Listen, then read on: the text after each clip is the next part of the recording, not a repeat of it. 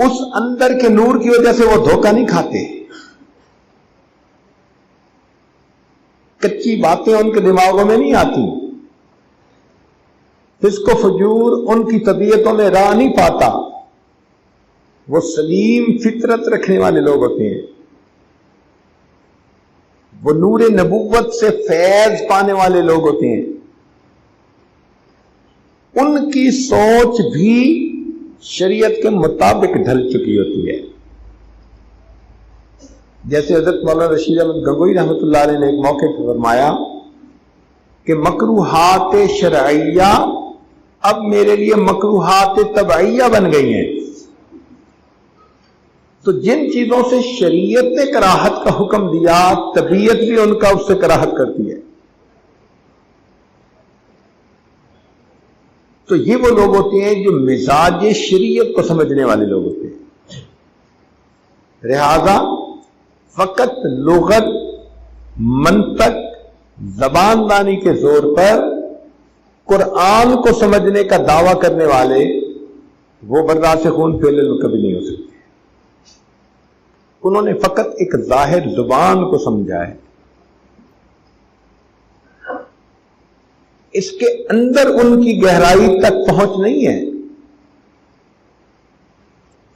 تو اب سنیے، ملفوظ سمجھ میں آئے گا کہ قرآن نے جن لوگوں کو اولو العلم، راسخون فی العلم، الذین اوتوا العلم یا العلماء کہا، یہ وہ لوگ نہیں جو فقط خارجی ذرائع یعنی لغت کی منہ شگافیوں اور منطق کی باریکیوں سے قرآن کو سمجھے، بلکہ یہ وہ لوگ ہیں جنہیں ایک نور نسبت حاصل ہوتا ہے جو سینے کو کھول دیتا ہے. اس لیے قرآن عظیم الشان میں فرمایا گیا بل هو آیات بینات فی صدور الذین اوتوا العلم. اب وہ آیات بینات کیا ہیں؟ یہ وہ نعمت ہے جو ان کو راسخون فی العلم بناتی ہے. تو جس کو یہ نور نسبت نصیب ہوتا ہے، نور ایمان، نور یقین، یہ فرقان ہوتا ہے. وَمَن يَتَّقِ اللَّهَ يَجْعَل لَّهُ فُرْقَانًا، جو تقوی کو اختیار کرتا ہے اللہ اس کے لیے فرقان بنا دیتا ہے، عطا کر دیتا ہے. اور فرقان ایک نور ہے جس کے حاصل ہونے پر انسان فرق بین الحق والباطل آرام سے کر لیتا ہے. یوں سمجھے کہ کمرے میں روشنی ہے، اب آپ کو دوست اور دشمن میں تمیز کرنی بڑی آسان، نفع دینے والی چیز اور نقصان دینے والی چیز میں پہچان کرنی بڑی آسان، کوئی مسئلہ ہی نہیں. رسی الگ نظر آئے گی، سانپ الگ نظر آئے گا. لیکن اگر کمرے میں اندھیرا ہو تو رسی اور سانپ کے فرق کا پتہ نہیں چلتا. ہو سکتا ہے دشمن کو آپ دوست سمجھ کے اس سے مسافہ کرنے لگے. اندھیرا جو ہے. اسی طرح جن لوگوں کے سینوں میں یہ نور نسبت نہیں ہوتا اور وہ فقط علمی اور لغت کی بنیاد پر مطالب قرآن سمجھنے کی کوشش کرتے ہیں، یہ ایسا ہی ہے کہ اندھیرے میں وہ پہچان کرنے کی کوشش کر رہے ہیں کہ رسی کون سی ہے اور سانپ کون سا ہے. اور جن کے دلوں میں وہ نور ہوتا ہے تو وہ نور ان کے لیے اس پہچان کا کرنا آسان کر دیتا ہے. تو یہ داخلی چیز ہے، یہ نور داخلی چیز ہے. تو خارجی ذرائع سے قرآن کو نہیں سمجھا جاتا، اندر کے نور سے قرآن کو سمجھا جاتا ہے. چنانچہ فرمایا داخلی علم والے کے لیے مطالب سمجھنا ایسا ہے کہ جیسے دن میں راستے کے اوپر چلنا، اور خارجی علم والے کے لیے مطالب سمجھنا ایسا ہے کہ رات میں راستے کو ٹٹولنا. ہدایت یافتہ فطرت کتاب اللہ کے مفہوم کو بگڑنے نہیں دیتی. وہ جو نور والے لوگ ہوتے ہیں نا، وہ ہدایت یافتہ فطرت پا لیتے ہیں. تو ہدایت یافتہ فطرت مطالب اور مفاہیم قرآن کو بگڑنے نہیں دیتی، وہ صحیح سمجھنے کو بات آتی ہے جو مزاج شریعت کے مطابق ہوتی ہے۔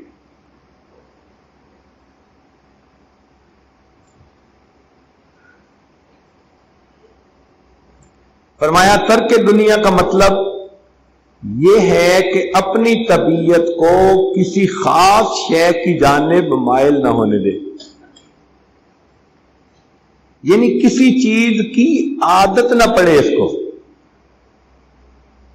نہ کھانے میں کوئی خاص چیز ایسی ہو جو اس کی کمزوری بنے، نہ کوئی اور ایسا کام ہو جو اس کی کمزوری بنے۔ اللہ کی نعمت ملی تو استعمال کر لیا، نہیں ملی تو پرواہ نہیں۔ کئی لوگ ہوتے ہیں نا، آئس کریم کھانے کو نہ ملے تو پھر سونگھتے پھرتے ہیں کہاں سے خوشبو مل سکتی ہے اس کی۔ تو عادت نہیں ہونی چاہیے۔ حضرت مدنی رحمت اللہ علیہ سے کسی نے پوچھا کہ حضرت ٹھنڈے کی عادت ہے یا گرم کی عادت ہے؟ حضرت ٹھنڈے کی عادت ہے یا گرم کی عادت ہے؟ فرمانے لگوں سچ بتاؤں تو مجھے تو کھانے کی بھی عادت نہیں ہے۔ سچ بتاؤں تو مجھے تو کھانے کی بھی عادت نہیں ہے، ضرورت پڑتی ہے اسے کھانا پڑتا ہے، عادت نہیں ہے۔ تو عادت نہ ہو کسی چیز کی، اس کو ترک دنیا کہتے ہیں۔ تو ترک دنیا کا مقصد ترک لذات دنیا، اور ترک لذات دنیا کا مطلب یہ کہ شریعت کے دائرے سے ہٹ کے جو لذتیں ہیں ان کو چھوڑنا، جو دائرہ شریعت کے اندر ہیں ان لذتوں کو حاصل کر کے اللہ کا شکر ادا کرنا تو عبادت ہے۔ اچھے کپڑے پہنو، اللہ کا شکر ادا کرو، ثواب ملے گا۔ میاں بیوی ایک دوسرے کو دیکھیں، مسکرائیں، دل بھی خوش ہو، اللہ کے ہاں عبادت بھی لکھی جائے۔ چنانچہ روایت میں آتا ہے کہ جب کوئی خاوند اپنی بیوی کو دیکھ کر مسکراتا ہے اور بیوی خاوند کو دیکھ کر مسکراتی ہے، اللہ رب العزت ان دونوں کو دیکھ کر مسکراتے ہیں۔ تو بھئی اللہ تعالیٰ ہے نا، کوئی صاف تو نہیں ہے۔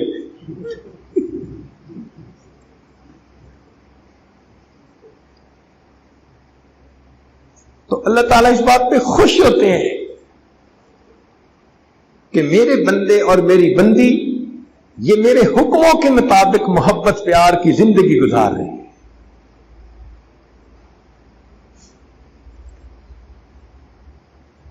تو جو چیز بھی دائرہ شریعت کے اندر ہے اس چیز کی لذت پانا اور اللہ کا شکر ادا کرنا، یہ چیز ترک دنیا میں شامل نہیں ہے۔ ترک دنیا میں وہ چیزیں جو اضافی ہم نے ساتھ جوڑی ہوتی ہیں اپنی، جیسے ایک ملفوظ یہاں لکھا ہوا بھی ہے کہ جو لذت انسان کو ادائے فرض کے وقت نصیب ہوتی ہے اس لذت میں نفس کا کوئی دخل نہیں ہوتا۔ یہ ممکن ہی نہیں کہ ادائے فرض کی لذت میں نفس اس چیز کو پسند کرے۔ نفس کبھی اللہ کی فرمانبرداری کو پسند نہیں کر سکتا۔ ہمارا نفس کبھی بھی اطاعت خداوندی پہ خوش نہیں ہوگا۔ ان النفس لامارۃ بالسوء، وہ برائی کی طرف ہی مائل ہوگا۔ تو ادائے فرض میں جو انسان کو لذت ملتی ہے اس میں نفس کا کوئی دخل نہیں ہوتا۔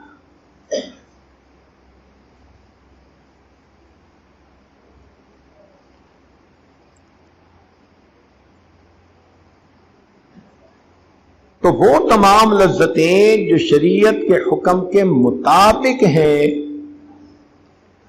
وہ لذتیں حاصل کرنا عین عبادت ہے۔ ہاں اس پر اللہ کا شکر ادا کریں، ٹھنڈا پانی پیے اللہ کا شکر ادا کریں، اللہ کی نعمت ہے۔ گرم روٹی کھانے کو ملے اللہ کا شکر ادا کرے،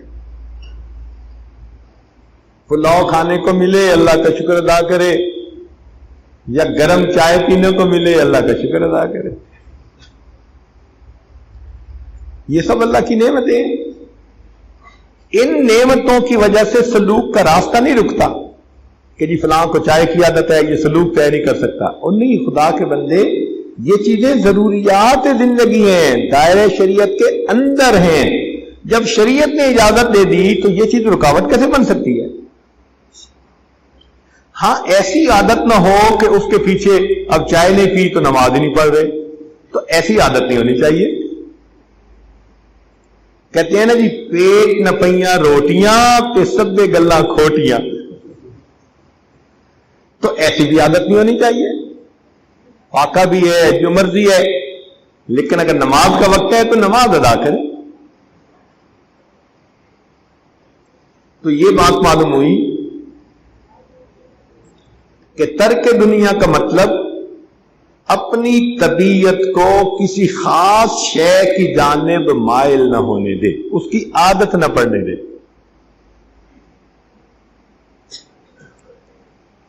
اب جیسے بعض لوگوں کو کچھ خاص مشروب پینے کی عادت ہوتی ہے۔ ہمیں ایک بچہ ملا، وہ کہنے لگا پچھلے 8 سال سے میں نے کبھی پانی پیا ہی نہیں، مجھے پانی کے ذائقے کا ہی پتہ نہیں ہے۔ میں نے کہا کیا پیتے ہو؟ کہنے لگا کوک پیتا ہوں۔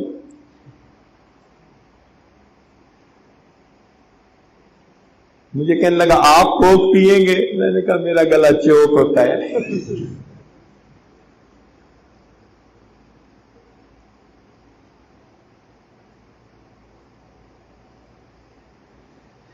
تو ترک دنیا کی حقیقت ہمارے ذکر و سلوک کے میدان میں سبزی اور گوشت کی مانند ہے، اور باقی اوراد و وظائف کی حیثیت وہ نمک مرچ اور گھی کی مانند ہے۔ اگر نمک مرچ گھی نہ ہو تو ابل کے بھی سبزی کام آ جاتی ہے، ابلا ہوا گوشت بھی کام آ جاتا ہے، لیکن اگر گوشت اور سبزی نہ ہو تو فقط نمک مرچ کام نہیں آتا۔ اس لیے جو بندہ اوراد و وظائف تو بڑے کرتا ہو، دنیا کو ترک نہ کرے، لذتوں کو ترک نہ کرے، وہ سلوک نہیں طے کر رہا۔ اب اس کا یہ مطلب بھی نہیں کہ جی ترک دنیا کرنی ہے لہذا پھٹے ہوئے کپڑے پہنو، یہ مطلب بھی سمجھ لیں۔ اللہ تعالیٰ نے شریعت کو ایسا حسن و جمال دیا ہے کہ ہر بندہ اپنی حیثیت کے مطابق جو سنت ہے اس پر عمل کرے۔ مثال کے طور پر نبی علیہ السلام کی 2 سنتیں ہیں۔ ایک سنت تو یہ ہے کہ آپ صلی اللہ علیہ وسلم نے پیوند لگا کرتا پہنا، یہ بھی سنت ہے، اور ایک سنت یہ بھی ہے کہ آپ صلی اللہ علیہ وسلم نے یمن کا بنا ہوا جبہ پہنا، چادر پہنی، جو سینکڑوں نہیں پتہ نہیں ہزاروں دینار کی تھی یا کیا تھی۔ تو قیمتی لباس بھی زیب تن فرمایا اور پیوند والا لباس بھی زیب تن فرمایا۔ اب دونوں سنتیں بن گئی۔ یہ حسن ہے شریعت کا، چونکہ زندگی میں ایک انسان غریب ہو سکتا ہے، ایک انسان، اب اگر فقط قیمتی لباس پہننا سنت ہوتا تو غریب تو سنت سے ہی معلوم ہو جاتا، اور اگر فقط پھٹا ہوا لباس یا پیوند والا لباس پہننا سنت ہوتا تو امیر کہتا جی کہ یہ تو میرے لیے قابل عمل ہی نہیں ہے، تو دین ناقابل عمل کہلاتا۔ تو یہ شریعت کا حسن ہے کہ سب کے لیے یہ قابل عمل ہے، لہذا جس کو اللہ نے تنگی کا حال دیا وہ پیوند لگا کپڑا پہن کے سنت کو پورا کر لے، اور جس پر اللہ نے نعمتوں کی بارش کر دی وہ نیا کپڑا پہن کر سنت دعا پڑھے اور نبی علیہ السلام کی اس سنت پر عمل کر لے۔ اب غریب کو کہنا کہ قیمتی کپڑا والی سنت پہ عمل کرو، یہ اس کے لیے بوجھ ہے جو وہ اٹھا نہیں سکتا۔ امیر کو کہنا کہ تم فقط پیون والے کپڑے پہنو وہ اس کے لیے مصیبت ہے. تو شریعت کے حسن و جمال کو دیکھیں, اس نے دونوں کے لیے عمل کا میدان دیا ہے. لہذا اب کئی بچیاں جو اچھے گھروں کی ہوتی ہیں, خاوند ڈاکٹر ہے, وہ بیوی کو صاف ستھرا دیکھنا پسند کرتا ہے. اب اس کی بیوی کہے جی کہ میں نے تو سادہ زندگی گزارنی ہے, لہذا ہفتے میں ایک دفعہ نہانا ہے, اور جسم سے بو آ رہی ہو تو گھر تو اس کا پھر بس گیا نا. ایک خاوند ڈاکٹر, طبیعت نفیس اس کی, اور اوپر سے بیوی کے جسم سے بو آ رہی ہو تو جھگڑا ہی ہونا ہے نا گھر میں. پھر تو اس نے اس کو کہنا ہی ہے نا میں دوسری کو لا رہا ہوں, اور یہ پھر بھاگے گی تویز لینے کے لیے, حضرت صاحب تویز بنا دو, میرا خاوند دوسری شادی کرنا چاہتا ہے. بھائی جب آپ اپنے خاوند کو گھر میں محبت پیار نہیں دیں گی, سکون نہیں دیں گی, تو وہ دوسری شادی نہیں کرے گا تو کیا کرے گا؟ تم شکر کرو کہ وہ دوسری کی بات کر رہا ہے, تیسری کی نہیں کر رہا.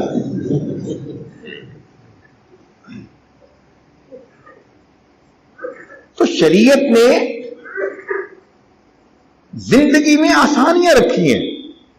اب ایسی بچی جس کے پاس رزق کی بھی کمی کوئی نہیں, میاں بھی اس کا طبیعت نفیس رکھتا ہے, گھر بھی ان کا خوبصورت اور اچھا ہے, تو وہ درمیان میں ضرور ہے کہ کہے جی میں تو پھٹے ہوا لباس پہن کے پھروں گی, اور جب تک پھٹ نہیں جائے گا اس وقت تک میں کپڑے کو نہیں اتاروں گی. اس کے لیے یہ سنت نہیں ہے. حکمت کیا ہے؟ حکمت یہ ہے کہ امیر کے لیے اچھا لباس اس لیے شریعت نے سنت کہا کہ یہ نیا نیا لباس پہنے اور اتار کے غرباء میں صدقہ کرے, تقسیم کرے. اس کو نئے لباس کی سنت پر عمل نصیب ہوگا, اللہ غریبوں کا کام بنا دیں گے. چنانچہ سفیان ثوری رحمۃ اللہ علیہ فقیہ تھے, تو ان کا خرچہ ایک بندے نے اپنے ذمہ لیا ہوا تھا. وہ بڑا کوئی عقل مند بندہ تھا. اس نے کہا تھا حضرت آپ دین کا کام کریں اور آپ کا خرچہ وہ میرے ذمہ. چنانچہ وہ سال کے 365 جوڑے بنا کے دیتا تھا. حضرت روز نیا جوڑا پہن کے شام کو صدقہ کر دیتے, اور 365 غریبوں کا کام بن جاتا تھا. ہم تو خود کہتے ہیں کہ یہ جو ملوں والے ہیں یہ کیوں دوسرے دن لباس پہنتے ہیں؟ ایک دن بنوائے پہنے, کسی غریب کو پہنائے, اس غریب کا سال گزر جائے گا اس لباس سے. تو جو افورڈ کر سکتا ہے وہ اس سنت پر عمل کرے. بات سمجھ رہے ہیں نا؟ ایک ہی سنت کو سمجھ لینا.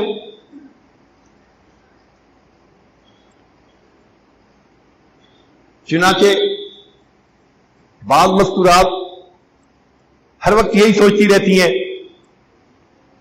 کہ جی فلاں عورت تو سلوک میں آگے بڑھ نہیں سکتی, وہ تو بڑا صاف ستھرا لباس پہنتی ہے. تو صاف ستھرا لباس پہننا سلوک میں رکاوٹ نہیں ہے.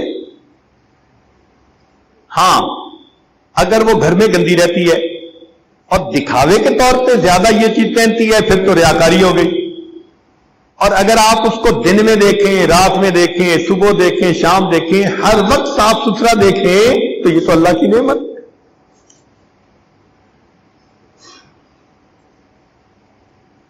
تو مجھ سے ایک مرتبہ ایک عورت نے پوچھا کہ جی فلاں عورت تو بہت ہر وقت جو ہے اچھا لباس پہنتی ہے, صاف ستھرا پہنتی ہے, تو سلوک میں آگے کیسے بڑھ سکتی ہے؟ میں نے پھر اسے یہ بات سمجھائی, اور سمجھانے کے بعد میں نے کہا کہ آپ کو تو شکر ادا کرنا چاہیے کہ چلو دنیا میں کچھ خاوند تو ایسے ہیں جو بیویوں کو صاف ستھرا بھی رکھتے ہیں. کیا تم چاہتی ہو کہ تمہارا خاوند تمہیں سال کا ایک سوٹ بنا کے دے؟ کہنے لگی نہیں, میں بھی تو بناتی ہوں آخر. اب جب اپنے پہ بات آئی نا, اب بات سمجھ میں آ گئی. تو مزاج شریعت کو لوگ نہیں سمجھتے, اس لیے وہ ان چیزوں کو رکاوٹ سمجھ لیتے ہیں. تو یاد رکھیے دائرہ شریعت کے اندر رہتے ہوئے کوئی بھی بندہ کام کرے گا تو وہ سلوک کے راستے میں رکاوٹ نہیں بن سکتا.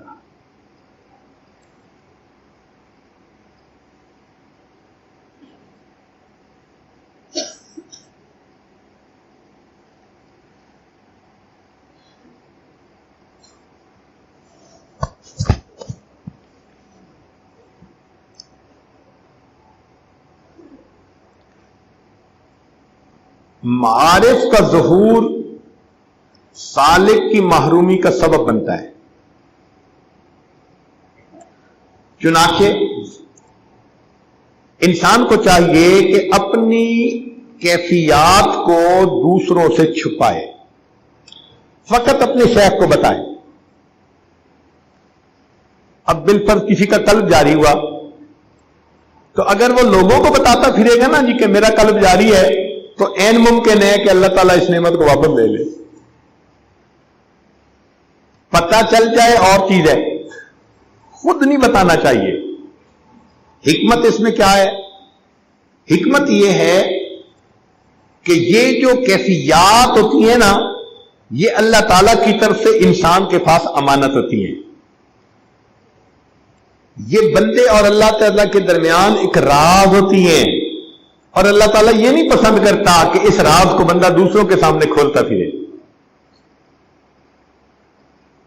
حضرت اکبر ثانی رحمۃ اللہ علیہ نے کہا کہ باطن کی ملنے والی نعمتیں تو دلہن کی مانند ہوتی ہیں، کوئی بھی اپنی دلہن دوسرے کو دکھانا پسند نہیں کرتا.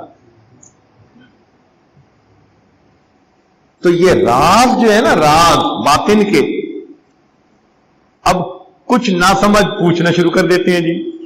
جی آپ کو کشف حاصل ہے، جی آپ کو ذکر قلبی حاصل ہے. پوچھنے والا بھی غلطی کر رہا ہے اور بتانے والا اس سے بڑی غلطی کر رہا ہے. تو ایسی باتیں راز ہوتی ہیں، اور راز کا راز میں رہنا ہی اللہ تعالیٰ کو زیادہ محبوب ہوتا ہے.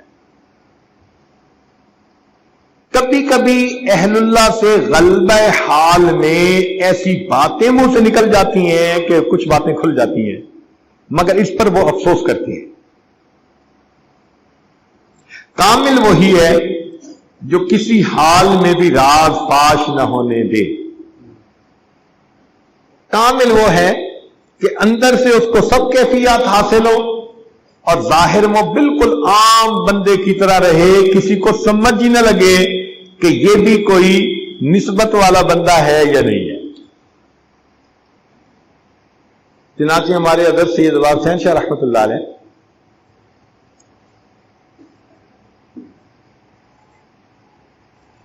ان کو ایک مرتبہ کتابت خوشنویسی سیکھنے کا شوق ہوا. تو ایک کاتب تھے، ان کا نام تھا محمد آلہ. تو وہ ان کے پاس کتابت سیکھنے کے لیے تشریف لے گئے. جب کتابت سیکھنے کے لیے تشریف لے گئے تو 3 سال یا 4 سال، کوئی اتنی بڑی مدت ہے، روز ان کے پاس جاتے اور سیکھتے اور آ جاتے، جاتے سیکھتے. اور حاجی آلہ صاحب ان کو ایک عام بندہ ہی سمجھتے رہے. 4 سال روز جاتے رہے اور ان کو کچھ پتہ نہ چلا. حاجی آلہ صاحب کہتے ہیں کہ ایک مرتبہ حضرت مولانا بدر عالم مدنی رحمت اللہ علیہ، جو بڑے شیخ الحدیث گزرے ہیں، ترجمان السنہ کتاب لکھی ہے، ایک مرتبہ وہ تشریف لائے اور میں نے ان کی دعوت کی.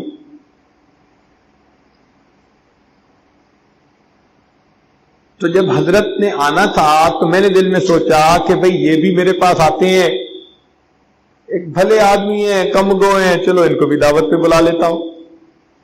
تو کہتے ہیں میں نے شاہ صاحب کو بھی دعوت دے دی. انہوں نے کہا میں بھی آ جاؤں گا. اب سب نے مل کے کھانا کھایا. کھانا کھانے کے بعد نماز کا وقت ہو گیا. تو نماز پڑھانے کے لیے مولانا بدر عالم رحمۃ اللہ علیہ نے شاہ صاحب کو دیکھا تو ان کا چہرہ ویسے ہی وجیح تھا، خوبصورت تھا، پرانوار چہرہ تھا. تو مولانا بدر عالم نے فرمایا کہ آپ بھی تو مولوی نظر آتے ہیں، آپ کیوں نہیں پڑھا دیتے؟ آپ بھی تو مولوی نظر آتے ہیں، آپ پڑھا دیں نماز. تو شاہ صاحب نے نماز پڑھائی. جب نماز ان کے پیچھے پڑھی تو سلام پھیرنے کے بعد مولانا بدر عالم رحمت اللہ علیہ کو پسینے آئے. میں نے دیکھا کہ حضرت کی طبیعت دگرگوں ہے. تو میں نے پوچھا کہ حضرت خیریت تو ہے؟ فرمانے لگے کہ حاجی صاحب، اگر محفل میں کوئی صاحب نسبت بندہ موجود ہو تو پہلے بتا دینا چاہیے تاکہ دوسرا بندہ بے ادبی کا مرتکب تو نہ ہو. آپ نے مجھے بتایا ہی نہیں. تو نماز میں ان کو باطن کی بصیرت سے پتہ چلا کہ امام بننے والا بندہ صاحب نسبت ہے. میں نے کہا حضرت مجھے تو نہیں پتا، یہ تو 4 سال سے میرے پاس آ رہے ہیں. انہوں نے کہا تم پتہ کرو یہ بندہ صاحب نسبت نظر آتا ہے. کہنے لگے مولانا بدر عالم چلے گئے. پھر میں نے کھود کرید کرنا شروع کیا تو مجھے پتا چلا کہ ان کو تو کتنے سال گزر گئے اس وقت سے نسبت حاصل ہے. شیخ نے خلافت دی ہوئی ہے، اجازت دی ہوئی ہے، اور انہوں نے اس کو پتہ ہی نہیں چلنے دیا. کہنے لگے یہ عمل ایسا تھا کہ جس نے مجھے متاثر کیا. اور پھر اگلے دن میں نے کہا کہ حضرت اب تک میں آپ کا استاد بنا رہا، آپ شاگرد بنے رہے، آج میں شاگرد بنتا ہوں اور آپ استاد بن کے مجھے اس طرح خفیہ زندگی گزارنا سکھا دیجیے، چھپ کے رہنا سکھا دیجیے. چنانچہ پھر وہ حضرت کے مرید بنے اور پھر حضرت کے ماشاءاللہ بہت مقرب بندوں میں سے ہوئے. تو جو کامل ہوتے ہیں نا وہ ایسے چھپاتے ہیں، اس لیے بعض اوقات کاملین کو پہچاننا بڑا مشکل ہوتا ہے. انبیاء کرام کی یہی صفت ہے. کافر لوگ ان کو دیکھتے تھے تو کافروں کو لگتا تھا کہ بالکل عام سی زندگی ہے. وہ حیران ہو کے کہتے تھے ما لہذا الرسول یاکل الطعام ویمشی فی الاسواق، یہ کیسے رسول ہیں، کھانا کھاتے ہیں بازاروں میں چلتے ہیں. تو ان کو عام زندگی نظر آتی تھی.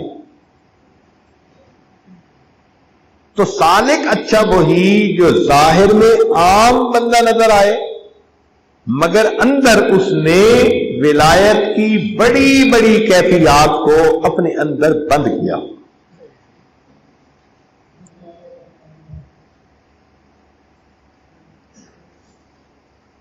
حدیث مبارکہ ہے من زار حیا ولم يرزق منه شيئا فكأنما زار میتا، کہ جس نے کسی زندہ کی زیارت کی اور اس زندہ نے اس کو کھانے کے لیے کچھ بھی پیش نہ کیا تو ایسا ہی ہے کہ اس نے کسی مردے کی زیارت کی. تو شریعت پسند کرتی ہے بھئی جب کوئی ملنے آئے تو اس کو کچھ پیش کرو، ضیافت کرو، مہمان ہے، بھلے پانی کا گلاس پیش کر دو.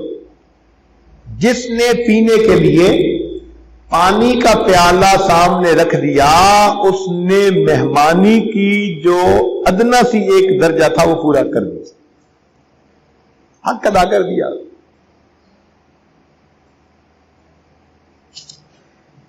اب حدیث پاک تو ہے ظاہری ضیافت کے بارے میں، مگر اہل اللہ فرماتے ہیں کہ نہیں، یہ حدیث پاک مشائخ کے اوپر بھی لاگو ہوتی ہے.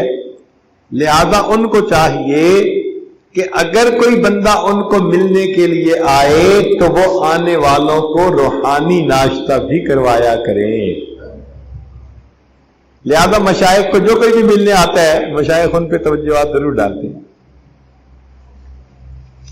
ظاہر کا ناشتہ اپنی جگہ تو باطن کا ناشتہ ضرور کرواتے ہیں. تو فرماتے ہیں کہ اہل اللہ ہر آنے والے کی روحانی ضیافت ضرور کرتے ہیں.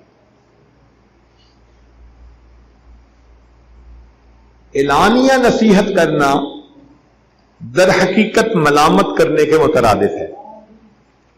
تو اعلانیہ غلطی کی اعلانیہ نصیحت کر دے اور خفیہ غلطی کی خفیہ نصیحت کر دے، کیونکہ کسی کو رسوا کرنا تو مقصود نہیں نہ ہوتا.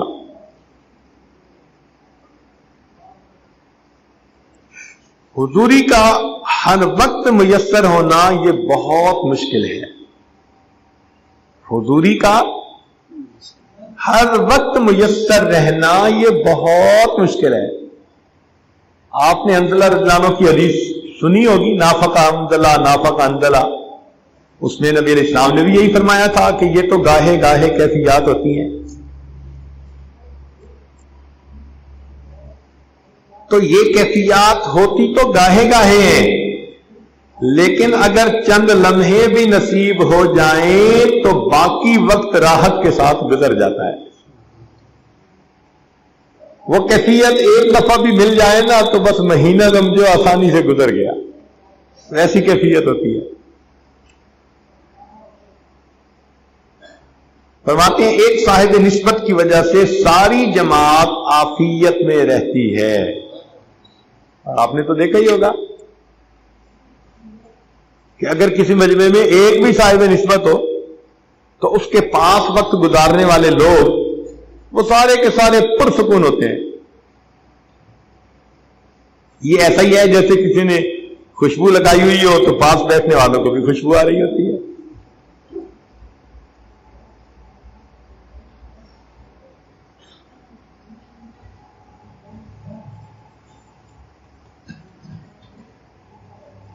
فرماتے ہیں کہ نفس سے ایک گھڑی کا مجادلہ 70 سال کی عبادت سے افضل ہے.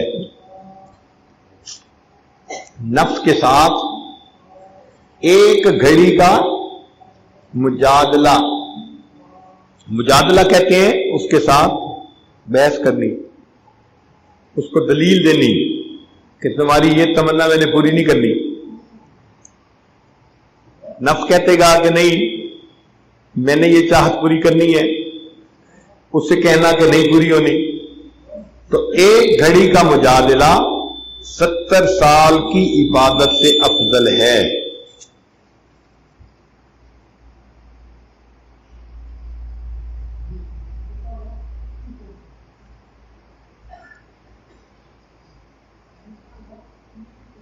سید عائشہ رضی اللہ عنہا نے نبی علیہ السلام سے پوچھا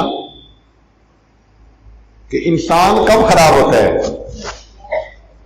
انسان کب خراب ہوتا ہے؟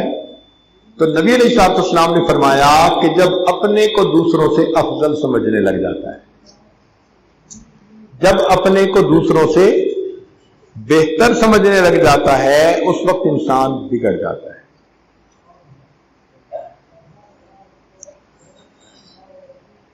ایک اور بات سنیے، فرماتے ہیں کہ ایک ہوتی ہے لسان قال اور ایک ہوتی ہے لسان حال. لسان قال کہتے ہیں کہ فقط زبان سے الفاظ نکلے، اور ایک ہوتی ہے لسان حال کہ کہنے والے کا عمل بھی مطابق ہو اس کے. تو ان دونوں میں فرق ہوتا ہے. اب اس کی آپ کو ایک میں ویسے مثال دیتا ہوں کہ آپ بیٹھے ہیں اور آپ کا کوئی قریبی دوست آپ کو پیار سے کہتا ہے او یار نماز پڑھے، تو آپ کا دل فوراً آمادہ ہو جائے گا اور آپ مسجد میں آ جائیں گے. اور اگر آپ کے پاس کوئی ٹیپ لگی ہوئی ہو اور ٹیپ سے آواز آ رہی ہو او یار نماز پڑھے، او یار نماز پڑھے، او یار نماز پڑھے، تو آپ کی طبیعت بن جائے گی ٹیپ سے آواز سن کے. اس لیے کہ ٹیپ بے جان چیز ہے اور انسان جاندار تھا. تو جس طرح بے جان چیز میں سے آواز نکلے تو وہ اثر نہیں ڈالتی، احساس و کیفیات رکھنے والا بندہ کہے تو متاثر کر دیتا ہے. بالکل اسی طرح جب کسی بندے میں عمل نہ ہو، فقط لسان قال ہو تو وہ دوسرے بندے پہ اثر نہیں کرتی، اور جس کا اپنا عمل ہو اس کی لسان حال سے وہی بات نکلتی ہے، بندے کے اوپر اثر ہو جاتا ہے. اس لیے ہمارے مشائخ پہلے خود عمل کرتے تھے، بعد میں دوسروں کو عمل کے لیے کہتے تھے. آپ دیکھیں کہ وہی بات آپ کہیں کسی کو وہ نہیں مانے گا، اور وہی بات اگر کوئی شیخ اس کو کہہ دے تو آدمی فوراً ماننے کے لیے تیار ہو جائے گا. تو عمل کی توفیق حاصل ہو جاتی ہے. اہل اللہ کی زبان میں یہ تاثیر ہوتی ہے کہ ان کے زبان کی نکلی ہوئی بات سے سننے والے کو عمل کی توفیق نصیب ہو جاتی ہے.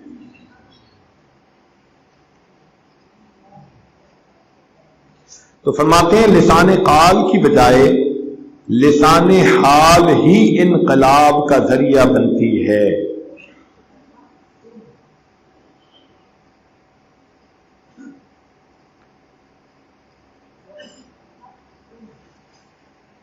ابو الحسن نوری رحمۃ اللہ علیہ ایک بزرگ تھے. ایک دفعہ انہوں نے ایک مچھلی پکڑنے والے کو دیکھا تو کھڑے ہو گئے. تو وہ مچھلیاں پکڑ رہا تھا چھوٹی چھوٹی چھوٹی چھوٹی. انہوں نے اس سے کہا بڑی کیوں نہیں پکڑتا؟ اس نے کہا آپ پکڑ کے دکھا دیں. کہنے لگے لاؤ تمہیں 2.5 من کی مچھلی پکڑ کے دکھاتا ہوں. انہوں نے جو جال پھینکا تو واقعی 2.5 من کی مچھلی اس جال میں آ گئی. جب جنید بغدادی رحمت اللہ علیہ کو پتہ چلا تو یہ سن کے انہوں نے بڑا افسوس کیا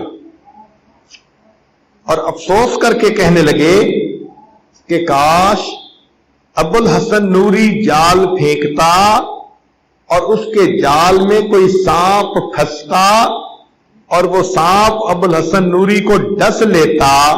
یہ زیادہ بہتر تھا کہ اس کے جال میں مچھلی پھنسی.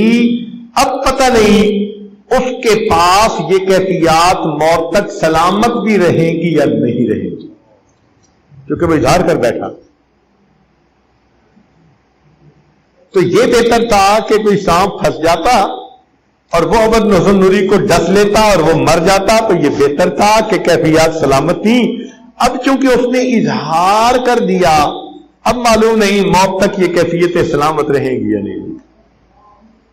اس سے اندازہ کریں کہ ہمارے مشائخ اپنی کیفیات کو کس حد تک دوسروں سے اوجل رکھا کرتے تھے.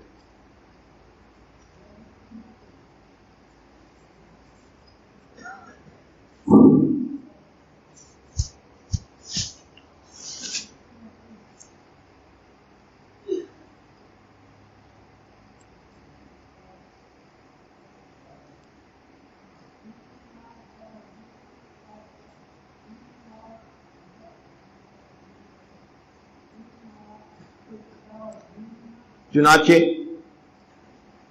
اگر کسی انسان کو مخلوق میں سے کسی کے ساتھ نفسانی، شیطانی، شہوانی محبت ہے، اگر کسی انسان کو مخلوق کے ساتھ نفسانی، شیطانی، شہوانی محبت ہے اور وہ محبت دل سے نکلتی نہیں ہے، چاہت کے باوجود وہ محبت جان نہیں چھوڑ رہی، تو ہمارے مشائخ نے اس کے لیے 2 عمل بتائے ہیں. ایک عمل تو یہ کہ وہ روزانہ 100 مرتبہ پڑھا کرے لا مرغوبی الا اللہ، لا مطلوبی الا اللہ، لا محبوبی الا اللہ، لا الہ الا اللہ. یہ 4 الفاظ کو اس طرح کر کے 100 مرتبہ دل پہ ضرب لگائے. تو روزانہ 100 مرتبہ اگر یہ کلمے کی ورد لگائے گا، ضرب لگائے گا، تو اللہ تعالی شیطانی نفسانی محبت سے نجات عطا فرمائیں گے. اور اس کے اوپر ایک اور بڑا عمل یہ کہ روزانہ عصر کے بعد اگر 5 مرتبہ سورت اما یتساءلون پڑھ لی جائے تو اس سورت کے اندر اللہ تعالیٰ نے ایسی تاثیر رکھی ہے کہ نفسانی محبتوں کو دل سے یہ نکال دے.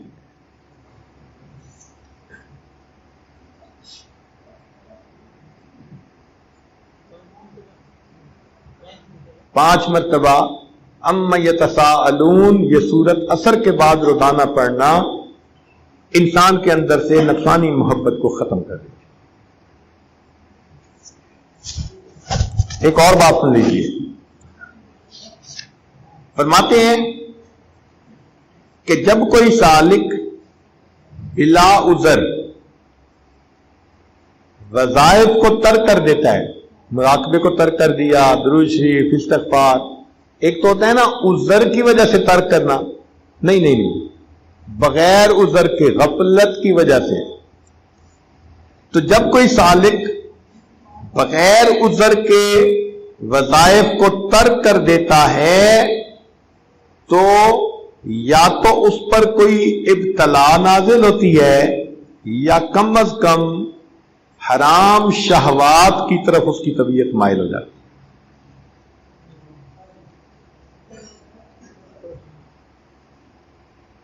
تو یہ جو لوگ کہتے ہیں نا جی کہ نظر کا پرہیز نہیں، اصل میں وظیفے کی پابندی نہیں ہوتی.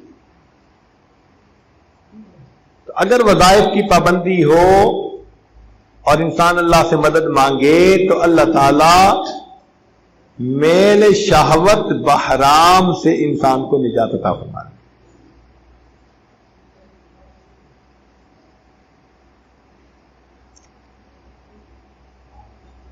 ایک اور جگہ امام ربانی مجدد ثانی رحمۃ اللہ فرماتے ہیں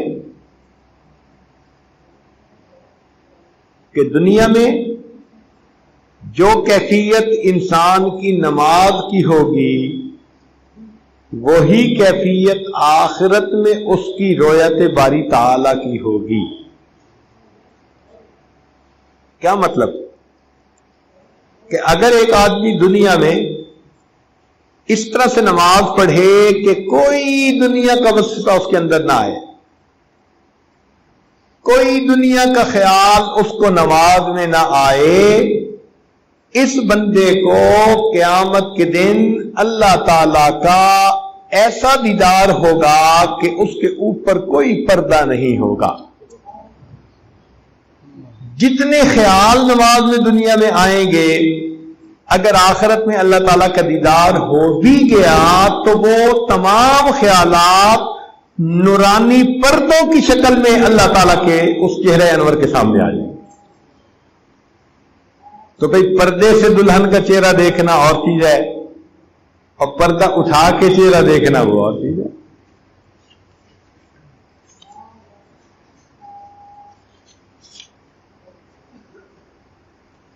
تو اس لیے تمنا دل میں ضرور رکھنی چاہیے کہ اے اللہ ہمیں ایسی نماز کی توفیق عطا فرما کہ جس میں دنیا کا کوئی بھی خیال نہ ہو.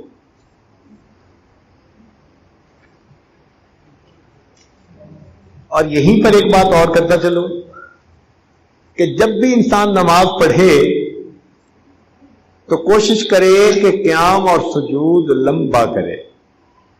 اگر وقت فارغ ہو، دیکھیں اگر تو ہے کوئی کام، مصروفیت، تو پھر تو ٹھیک ہے، مختصر بھی پڑے گا تو اجر پورا ملے گا. لیکن اگر وقت بھی ہے، سکون تسلی سے انسان نماز پڑھ سکتا ہے، تو جب بھی نماز پڑھے تو کیا کرے؟ رکوع اور سجود کو لمبا کرے. اس لیے کہ جس طرح اللہ تعالی انسانوں میں رزق کو تقسیم کرتے ہیں، اسی طرح انسانوں میں اپنی حمد و ثنا کی توفیق کو بھی تقسیم کیا کرتے ہیں.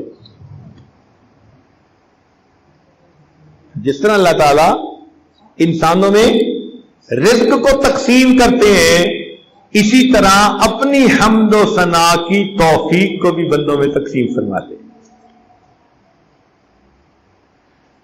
تو جیسے دنیا میں کھلا رزق مانگتے ہیں، ایسے یہ بھی مانگیں کہ اللہ ہمیں کھلی حمد و ثنا کی توفیق بھی عطا فرما کہ بس قیام کے بعد رکوع میں جانے کو جی نہ کرے. ہمارے مشائخ کہتے ہیں آج رکوع کی رات ہے، قیام کی رات ہے، سجدے کی رات ہے، ساری رات قیام، رکوع اور سجدے میں گزار دیتے.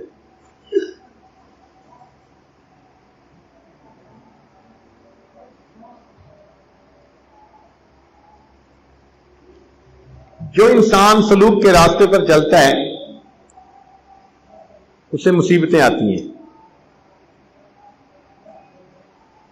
چنانچہ ایک آدمی نے نبی علیہ السلام کی خدمت میں عرض کیا کہ اے اللہ کے محبوب،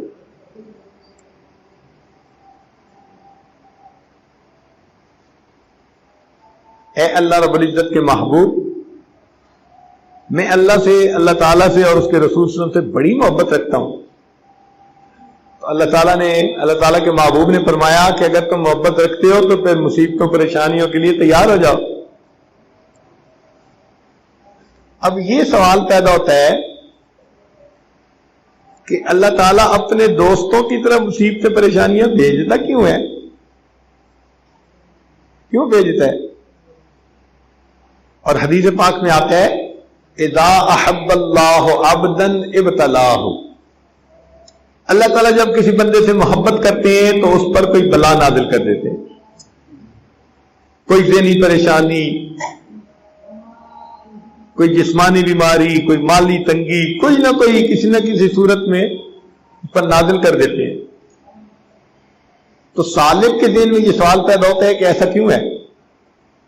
دنیا میں تو انسان جس کو دوست بنائے اس کو نعمتیں دیتا ہے، لیکن یہاں معاملہ اور ہے کہ دوستوں کو غم بانٹتے ہیں۔ چنانچہ مشائخ لکھتے ہیں کہ جو خوشیاں ہوتی ہیں، لذتیں ہوتی ہیں، اللہ تعالیٰ کے سامنے ہاتھ باندھ کے کھڑی ہوتی ہیں، اللہ تعالیٰ فرماتے ہیں جاؤ میرے فلاں فلاں نافرمان کی طرف چلی جاؤ، تو پیچھے غم مصیبتیں رہ جاتی ہیں، وہ کہتی ہیں اللہ ہم کہاں جائیں، فرماتے ہیں تم میرے دوستوں کے پاس چلی جاؤ۔ تو ایسا کیوں ہے بھائی؟ اس کی دو وجوہات ہیں، توجہ سے بات سمجھیے، اس کی دو وجوہات ہیں۔ ایک وجہ تو یہ ہے کہ اللہ تعالیٰ اپنے بندوں پر اس دنیا میں چھوٹی موٹی پریشانیاں مصیبتیں بھیج دیتے ہیں اور ان کو بہانہ بنا کر اپنے اس بندے کو وہ قرب عطا کرتے ہیں جو اپنے عملوں سے وہ حاصل نہیں کر سکتا تھا۔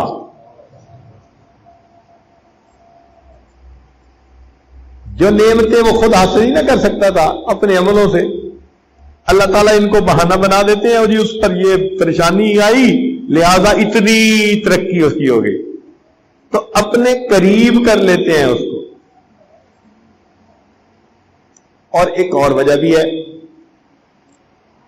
وہ وجہ یہ کہ اللہ تعالیٰ بلائیں اپنے بندوں پر دنیا میں اس لیے بھیجتے ہیں تاکہ میرے بندوں کو دنیا میں انقطاع کلی نصیب ہو جائے، تاکہ یہ مجھ سے کلی طور پر واصل ہو جائیں۔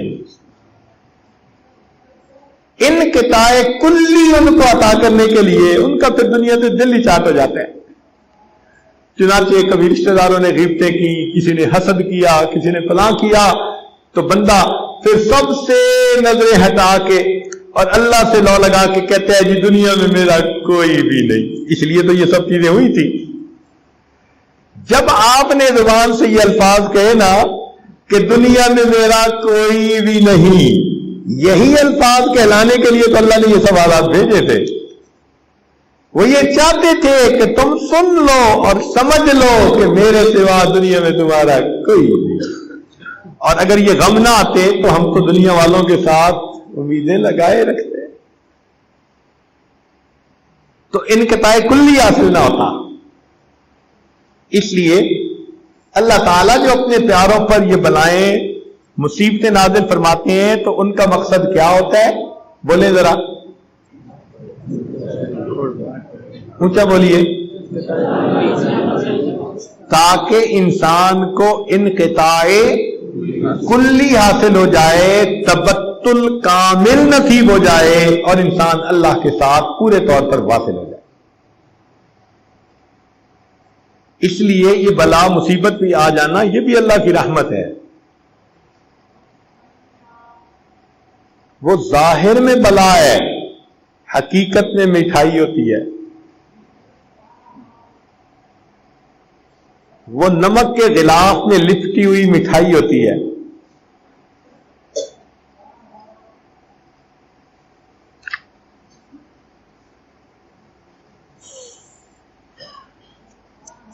فرماتے ہیں کہ منازل سلوک طے کرنے سے مقصود ایمان حقیقی کا حاصل ہونا ہے، اور یہ ایمان حقیقی حاصل نہیں ہوتا مگر فنا اور بقا کے بعد۔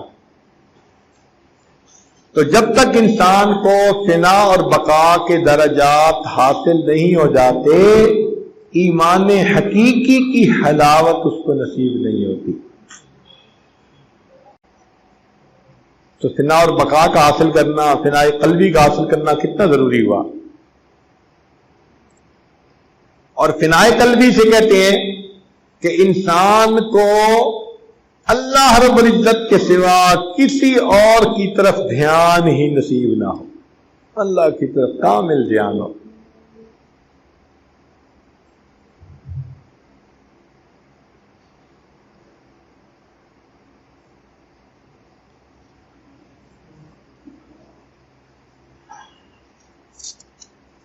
خواجہ عبید اللہ احرار رحمۃ اللہ علیہ ہمارے سلسلے کے بڑے مشائخ میں سے تھے. اللہ نے ان کو دین کا بھی سلطان بنایا تھا، دنیا کا بھی سلطان بنایا تھا.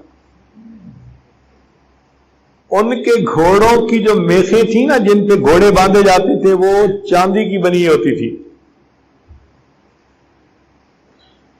چاندی کے کیل بنے ہوتے تھے، سریے بنے ہوتے تھے، جن کو زمینوں میں گاڑ کے ان سے ان کے گھوڑے باندھے جاتے تھے.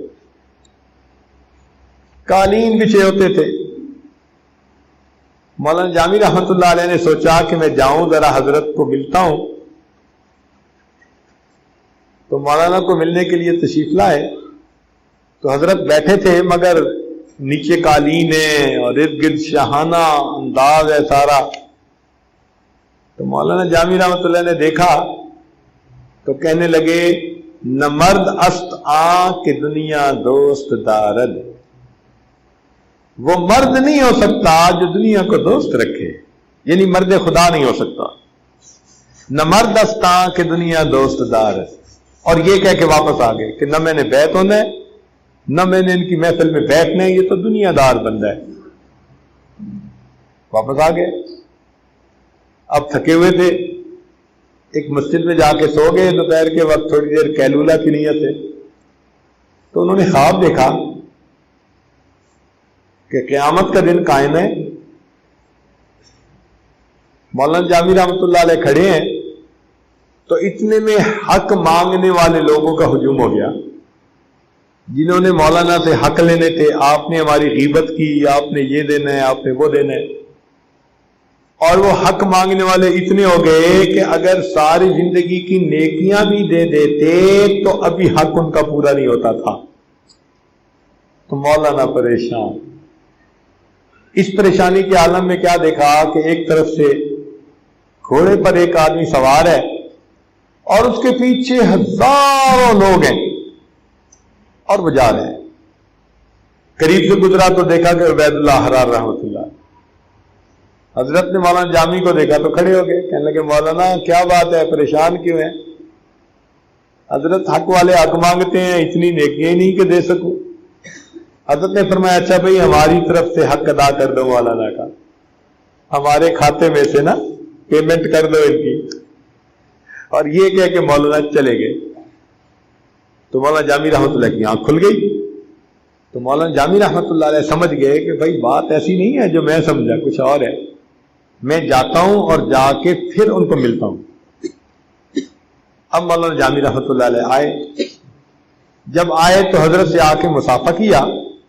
تو اللہ تعالیٰ نے حضرت کو کشف کے ذریعے سے معاملہ کھول دیا. تو جب مولانا نے سلام کیا تو انہوں نے پوچھا مولانا جب پہلی دفعہ آئے تھے تو کیا پڑھا تھا؟ مولانا جب پہلی دفعہ آئے تھے تو کیا پڑھا تھا؟ نہیں حضرت، نہیں حضرت. نہیں مولانا بتا دیں. جب حضرت نے اصرار کیا تو کہا کہ حضرت میں نے غلط سمجھا تھا اور میں نے یہ پڑھا کہ نہ مرد دستاں کہ دنیا دوست دارد. وہ مرد نہیں جو دنیا کو دوست رکھے. تو حضرت نے شعر مکمل کر دیا، فرمایا اگر دارد برائے دوست دارد. اگر دنیا ہو بھی صحیح تو اللہ کے لیے ہونی چاہیے، اپنے لیے نہیں ہونی چاہیے. اور پھر فرمایا مولانا عجیب بات کہی، فرمایا مولانا سونے چاندی کی میخیں زمین میں گاڑنے کے لیے ہوتی ہیں، انسانوں کے دلوں میں گاڑنے کے لیے نہیں ہوا کرتی. سونے چاندی کی میخیں زمین میں گاڑنے کے لیے ہوتی ہیں، انسانوں کے دلوں میں گاڑنے کے لیے نہیں. پھر مولانا ان سے بیعت ہو گئے. وقت کے بادشاہ بھی ان سے بیعت تھے، خواجہ عبید اللہ احرار رحمۃ اللہ علیہ. ہم نے جا کے دیکھا ہے ان کا مزار اور ان کی جگہ، ایسے شاہانہ محل نظر آتا ہے. فرمایا کرتے تھے کہ اگر میں دنیا میں پیری مریدی کرتا، اگر میں دنیا میں پیری مریدی کرتا تو کسی پیر کو کوئی مرید نہ ملتا. اگر میں دنیا میں پیری مریدی کرتا تو کسی پیر کو کوئی مرید نہ ملتا. مگر مجھے تو کسی اور مقصد کے لیے بھیجا گیا. تو کسی نے پوچھا کہ حضرت کون سے مقصد کے لیے؟ فرمانے لگے مجھے اللہ نے سنت کے احیاء کے لیے بھیجا ہے، سنت کو زندہ کرنے کے لیے بھیجا. تو بڑے ہی متبع سنت بزرگ تھے، بہت ہی زیادہ. چنانچہ ان کا یہ مقولہ ہے، مکتوبات میں امام ربانی مجدد الاسلام نے نقل کیا. وہ فرماتے ہیں کہ اگر ہمیں تمام احوال و مواجید دے دیں، یعنی حالات اور وجد اور کیفیات، اگر ہمیں تمام احوال و مواجید دے دیں لیکن حقیقت کو اہل سنت والجماعت کے عقائد کے ساتھ آراستہ نہ کریں تو ہم اس میں خرابی کے سوا اور کچھ نہیں جانتے. ساری دنیا کی کیفیتیں دے دیں لیکن ہمارے عقائد کو علماء اہل سنت والجماعت کے مطابق نہ بنائیں تو ہم اس میں خرابی کے سوا کچھ نہیں جانتے. اور یہ بھی کہتے تھے کہ اگر ساری دنیا کی کیفیات ہم سے لے لیں، اگر ساری دنیا کی کیفیات ہم سے لے لیں اور ہمارے ظاہر کو اہل سنت والجماعت کے عقائد سے آراستہ کر دیں تو ہم اس میں خوبی کے سوا کچھ نہیں جانتے.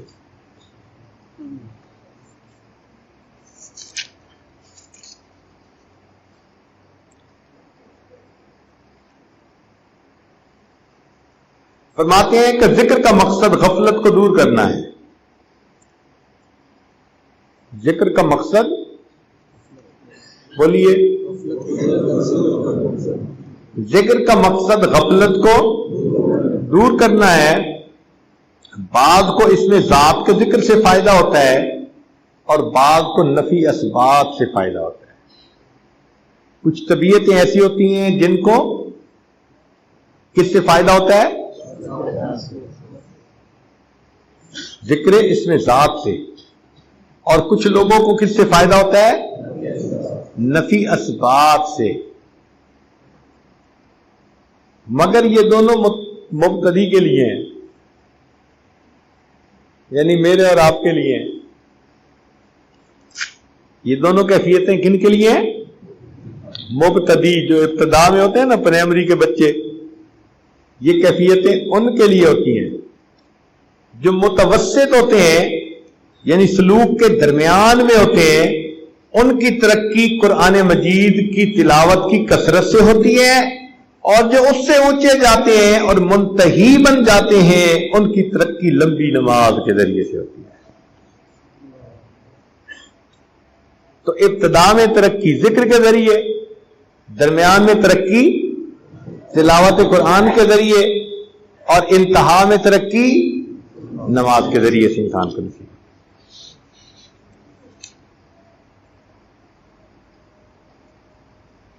ذکر قلبی احکام شریعت بجا لانے میں انسان کو مدد دینے والا اور نفس امارہ کی سرکشی کو دور کرنے والا ہے.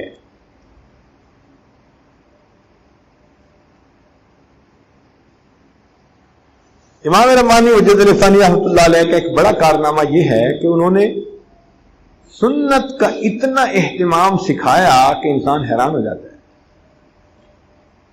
چنانچہ فرماتے ہیں کہ دوپہر کے وقت سنت قیلولہ کی نیت سے تھوڑی دیر سو جانے پر وہ اجر ملتا ہے جو ہزاروں شب بیداریوں پر بھی انسان کو نصیب نہیں ہوتا. تھوڑی دیر دوپہر کے وقت سنت قیلولہ کی نیت سے سو جانے پر سالک کو وہ اجر ملتا ہے جو ہزاروں نفلی شب بیداریوں پر بھی اس کو نصیب نہیں ہو سکتا. اب اسے اندازہ لگائیں کہ کتنی عظمت سنت کی انسان کے دل میں پیدا ہوتی ہے.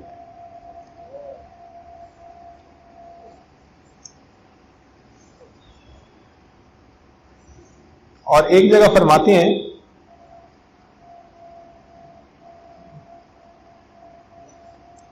ہمارے مشائخ شرع شریف کے نفیس موتیوں کو، ہمارے مشائخ شرع شریف کے نفیس موتیوں کو، دیکھیں نا، احکام شریعت کو نفیس موتی کا لفظ لیا، کتنا عظمت ظاہر ہوتی ہے۔ ہمارے مشائخ شرع شریف کے نفیس موتیوں کو بچوں کی مانند وجد و حال کے جوز و مویز کے بدلے میں نہیں دیتے۔ جوز و مویز فارسی میں کہتے ہیں اخروٹ منقع۔ تو یہ جو انسان کی کیفیات ہے نا، وجد کی کیفیت اور حال کی کیفیت اور ذکر کی کیفیت، فرماتے ہیں یہ احوال و مواجید ہیں، اور یہ احوال و مواجید اخروٹ منقع کی طرح ہیں، اور احکام شریعت کیا ہے؟ نفیس موتی ہیں۔ تو بھائی کوئی بندہ اخروٹ منقع کے بدلے نفیس موتی دے سکتا ہے؟ نہیں نا، سودا کرے گا۔ لہذا جو سالک صحیح ہے وہ شریعت کے احکام کو چھوڑ کر وجد و حال کے پیچھے کبھی نہیں جائے گا۔ تو فرماتے ہیں ہمارے مشائخ شرع شریف کے نفیس موتیوں کو بچوں کی مانند وجد و حال کے جوز و مویز کے بدلے نہیں دیتے، نص سے فص کی طرف مائل نہیں ہوتے۔ نص کہتے ہیں قرآن و حدیث کو، اور فص عربی کی کتاب ہے فصوص الحکم۔ تو جہاں تصوف کی بات قرآن سے ٹکراتی ہے تو یہ کس کو چھوڑتے ہیں؟ تصوف کی بات کو، اور لیتے کس کو ہیں؟ قرآن و حدیث کی بات کو۔ تو فرماتے ہیں کہ نص سے فص کی طرف مائل نہیں ہوتے، فتوحات مدنیہ سے فتوحات مکیہ کی طرف التفات نہیں کرتے۔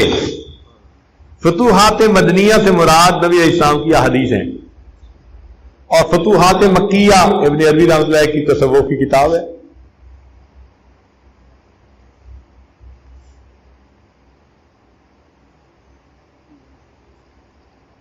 ہر ذراق اور رقاص کی طرف مائل نہیں ہوتے۔ کچھ لوگ ہوتے ہیں نا جی کہ جی وجد میں آ کے بس ذرا جھومنا شروع کر دیا، اس کو کہتے ہیں رقاص، کہتے ہیں یہ رقص کرنے والا۔ وہ کہتے ہیں کہ ان رقاص کی طرف ہمارے مشائخ مائل نہیں ہوتے۔ اب ان کا پورا ملفوظ سنیے۔ میں کہتا ہوں کہ ممکن ہوتا تو میں سونے کی سیاہی سے اس کو لکھتا۔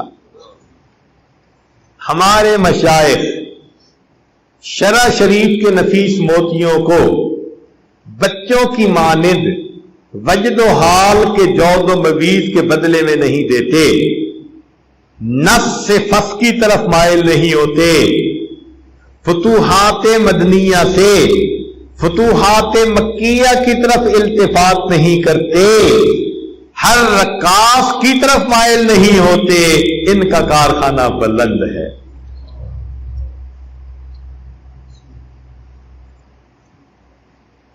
اس سے اندازہ لگائیے کہ انہوں نے اتباع سنت کا کتنا اہتمام سکھایا ہے۔ فرماتے ہیں ان کا کارخانہ بلند ہے۔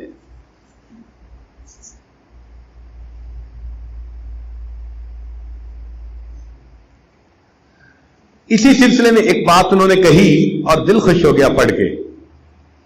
فرماتے ہیں حاسبوا قبل ان تحاسبوا، تم اپنا محاسبہ کرو اس سے پہلے کہ تمہارا محاسبہ کیا جائے۔ کیا اونچا پڑھیں ذرا کہیں آپ لوگ؟ اپنا محاسبہ کرو اس سے پہلے کہ تمہارا محاسبہ کیا جائے۔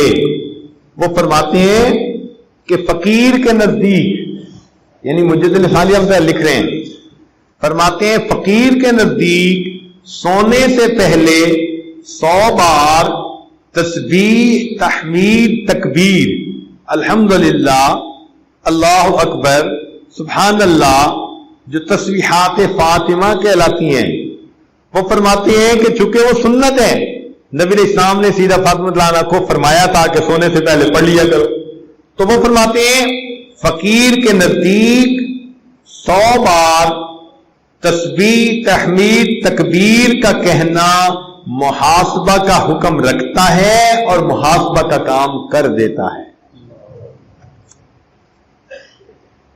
جس نے سونے سے پہلے 100 مرتبہ تسبیحات فاطمہ کو پڑھ لیا، گویا اس حدیث پر آٹومیٹک اس کا عمل ہو گیا۔ کیا عجیب بات کہی ہے۔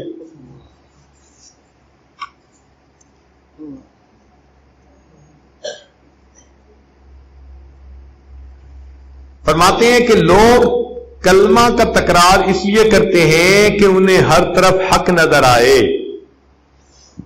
یہ بھی عجیب بات کہی ہے۔ لوگ کلمے کا ذکر تکرار کس لیے کرتے ہیں کہ انہیں ہر طرف حق نظر آئے۔ لوگ کلمے کا تکرار کس لیے کرتے ہیں کہ انہیں ہر طرف حق نظر آئے، مگر مشائخ نقش بند اس لیے تکرار کرتے ہیں کہ انہیں جو کچھ بھی نظر آئے وہ اسے غیر جانے۔ فرق دیکھو کہ دوسرے لوگ کلمے کا تکرار اس لیے کرتے ہیں کہ انہیں ہر طرف کیا نظر آئے، حق نظر آئے، اور فرماتے ہیں کہ ہم کلمے کا تکرار اس لیے کرتے ہیں کہ ہمیں ہر طرف غیر ہی نظر آئے۔ یہ بھی غیر ہے، یہ بھی غیر ہے، یہ بھی غیر ہے، یہ بھی غیر، ہر کی نفی کرو۔ جب سب مخلوق کی نفی کر دو گے تب اللہ کی اثبات نصیب ہو جائے۔ اس لیے نقشبند بخاری رحمۃ اللہ نے فرمایا، وہ لکھا ہے جو کچھ دیکھا گیا، سنا گیا یا جانا گیا، آنکھ سے دیکھا گیا، کان سے سنا گیا یا علمی طور پر اس کو جان لیا گیا، سب اللہ کا غیر ہے، لا کلمہ کے نیچے لا کر اس کی نفی کر دینی چاہیے۔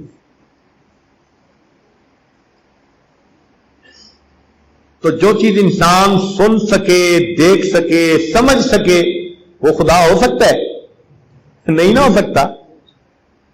تو اس لیے ہم جو کلمہ پڑھتے ہیں وہ اس لیے نہیں پڑھتے کہ ہر طرف حق نظر آئے، ہم پڑھتے ہیں کہ ہمیں جو نظر آئے وہ ہمیں غیر نظر آئے۔ دل کہہ دے کہ جو اصل ہمارا خدا ہے وہ ہمارے دیکھنے سے، سننے سے، سوچنے سے بھی اعلیٰ اور بالا۔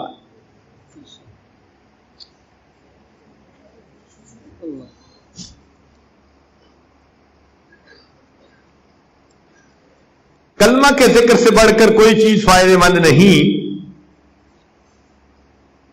کلمہ غضب کے اسباب کو ختم کر کے رب کے قریب کر دیتا ہے۔ بات سمجھ آ گئی؟ کلمہ کے ذکر سے بڑھ کر کوئی چیز فائدہ مند نہیں۔ کلمہ غضب کے اسباب کو ختم کر کے رب کے قریب کر دیتا ہے۔ یہ بات سمجھ آ گئی؟ بولیں جی، سب کو سمجھ آ گئی؟ اچھا اب بتائیں کہ غضب کے اسباب کیا ہوتے ہیں؟ جب سب کو سمجھ آ گئی اب ذرا بتائیے کہ غضب کے اسباب کون سے ہیں؟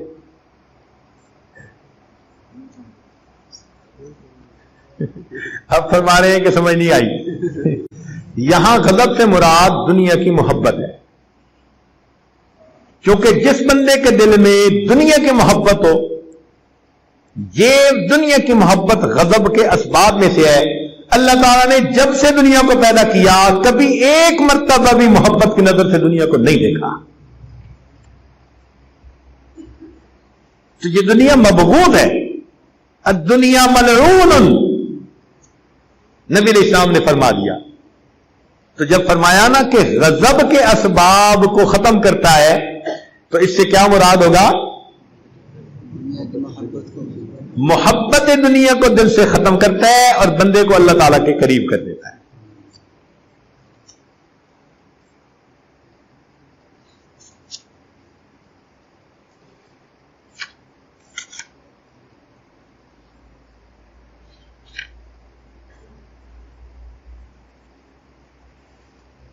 ایک مرید ان کے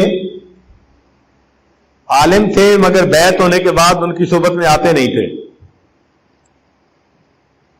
تو حضرت نے انہیں عجیب انداز سے تنبیہ فرمائی، اس کو بس میں پڑھ دیتا ہوں، سمجھ خود لیجئے گا۔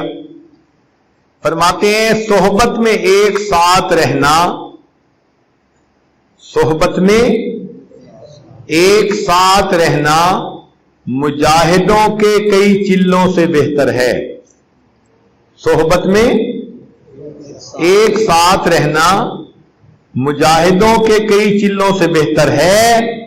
خدا سے شرمانا چاہیے، آپ 1000 دنوں میں سے ایک دن بھی صحبت کے لیے نہیں نکالتے۔ خدا سے شرمانا چاہیے، آپ 1000 دنوں میں سے ایک دن بھی صحبت کے لیے نہیں نکالتے۔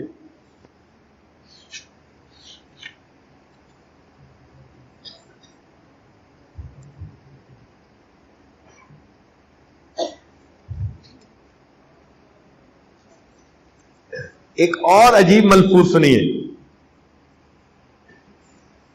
فرماتے ہیں کہ جب کوئی شخص احکام شریعت پر عمل کرنے میں دشواری محسوس کرے گا، جب کوئی شخص احکام شریعت پر عمل کرنے میں دشواری محسوس کرے گا، یہ اس کے اندر خواہشات نفسانی کے موجود ہونے کی دلیل ہے۔ جب خواہشات نفسانی اندر سے ختم ہو جائیں گی تو احکام شریعت پر عمل کرنے میں کوئی رکاوٹ محسوس نہیں ہوگی۔ بھائی جب کوئی اٹھنے بیٹھنے بھاگنے میں تنگی محسوس کرے تو یہ اندر کی بیماری کی دلیل ہے نا۔ کوئی کہے جی مجھ سے چلا نہیں جاتا، تھک جاتا ہوں، ڈاکٹر کہے گا بیمار ہو۔ کوئی کہے گا مجھ سے وزن نہیں اٹھایا جاتا، کہے گا تم بیمار ہو۔ تو بالکل اسی طرح جب کوئی شخص احکام شریعت میں عمل میں دشواری محسوس کرے گا، یہ اس کے اندر خواہشات نفسانی موجود ہونے کی دلیل ہے۔ فنا کے وقت سارے علوم سالک کے ذہن سے جاتے رہتے ہیں، مگر بقا کے بعد سب علوم واپس آ جاتے ہیں۔ یعنی نسیان ہوتا ہے مگر تھوڑے وقت کا، اور پھر اللہ تعالیٰ وہ سب علوم کو بڑھا کر بندے کو واپس لوٹا دیتے ہیں۔ ایک عجیب بات لکھی، فرماتے ہیں فنا سے پہلے نفس شیطان سے زیادہ شریر ہوتا ہے۔ فنا سے پہلے نفس شیطان سے زیادہ شریر ہوتا ہے۔ اس کو یاد کریں، کیا فرمایا؟ فنا سے پہلے نفس شیطان سے زیادہ شریر ہوتا ہے، اور بقا کے بعد نفس مطمئنہ بن کر فرشتوں سے افضل ہو جاتا ہے۔ فنا سے پہلے نفس شیطان سے زیادہ شریر ہوتا ہے، اور بقا کے بعد نفس مطمئنہ بن کر فرشتوں سے افضل ہو جاتا ہے۔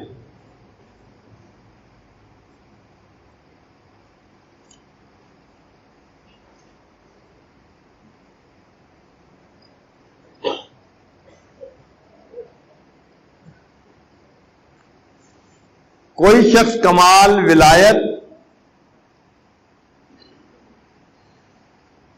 اور کمالات نبوت کے حاصل ہونے کے بعد بھی اتباع شریعت سے بری نہیں ہو سکتا۔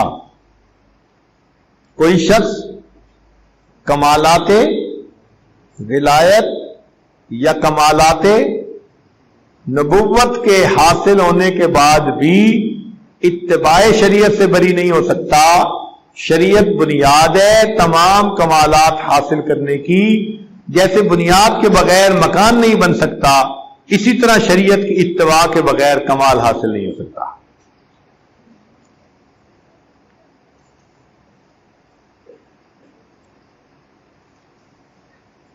ایک اور مکتوب میں لکھتے ہیں،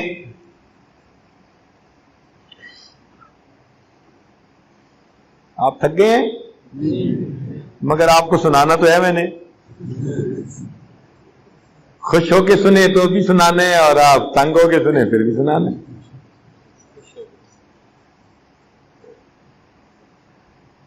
ہمارے حضرت مرشد عالم رحمۃ اللہ علیہ ایک دوست کے پاس مہمان گئے، سیال کوٹ کے تھے، وہ بڑے عاشق صادق تھے حضرت کے. وہ حضرت کو صبح ناشتہ اچھا کرواتے، دوپہر کھانا، رات کا کھانا، اتنی خدمت کرتے کہ کوئی حد نہیں. کئی دن انہوں نے حضرت کو خوب کھلایا پلایا سلایا، آرام کیا. تو ایک دن حضرت کہنے لگے، حاجی صاحب جب بیل کو انسان اچھا کھلائے تو پھر کام بھی تو اچھا لینا چاہیے. جب بیل کو انسان یا گھوڑے کو انسان اچھا کھلائے تو پھر کام بھی تو اچھا لینا چاہیے. مقصد یہ تھا کہ پروگرام بھی تو رکھو نا بھائی. یہ کیا کہ کھلا پلا کے بارے. تو بھائی اب کام تو آپ سے لینے، آپ جو آئے ہوئے ہیں، سال میں یہ 2 دن ہی تو ہمیں ملتے ہیں. پہلے 3 دن تو چونکہ جنرل اجتماع ہوتا ہے اس لیے سب اپنے اپنے کام میں لگے ہوتے ہیں. ماشاءاللہ یہی 2 دن ہی تو ہوتے ہیں. مگر دل کی تڑپ یہ ہے کہ آپ کو صحیح تصور پہنچ جائے، جو ہم نے اپنے بڑوں سے پایا وہ نعمت ہم آپ تک پہنچا جائیں، تاکہ اس نعمت کے پہنچانے کا حق ادا کرنے والے میں ہمیں شامل کر لیا جائے. اس لیے یہ باتیں آپ کو پورے مکتوبات کا مطالعہ کرنے پہ بھی شاید نہ ملتی.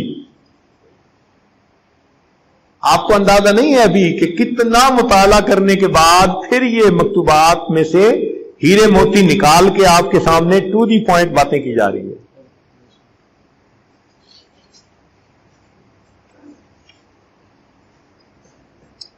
فرماتے ہیں کہ خود ساختہ ذکر سے درود شریف افضل ہے. خود ساختہ ذکر کہتے ہیں کہ جو انسان خود کرنا شروع کر دے، چاہے وہ سبحان اللہ کا ہے، کلمے کا ہے، کوئی بھی ہے، کسی شیخ نے نہیں بتایا، پیر و مرشد نے نہیں بتایا، خود ہی کرنا شروع کر دے، اس کو کہتے ہیں خود ساختہ ذکر. تو خود ساختہ ذکر کرنے سے درود شریف کا پڑھنا افضل ہوتا ہے. اونچا بولیے ذرا.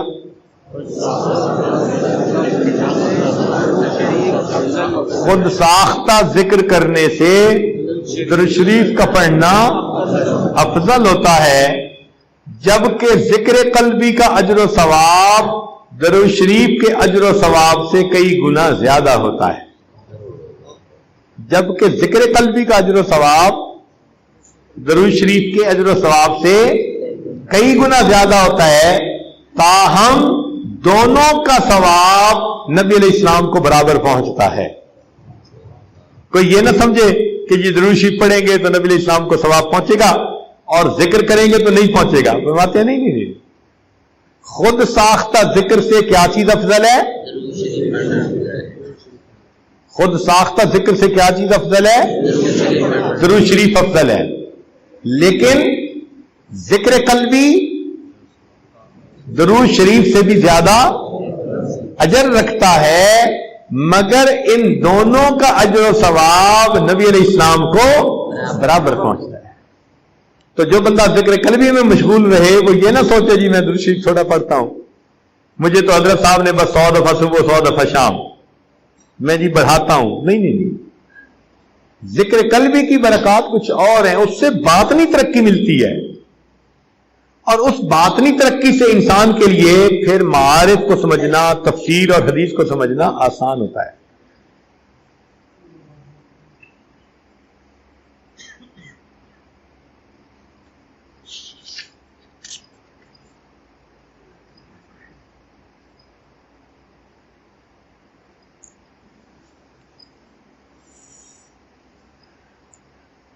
فرماتے ہیں کہ نبی علیہ السلام کو نبوت کا علم ہونا ضروری ہے.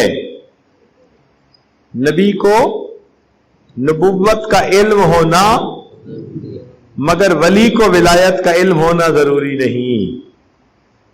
نبی کو نبوت کا علم ہونا ضروری ہوتا ہے، مگر ولی کو ولایت کا علم ہونا ضروری نہیں ہے.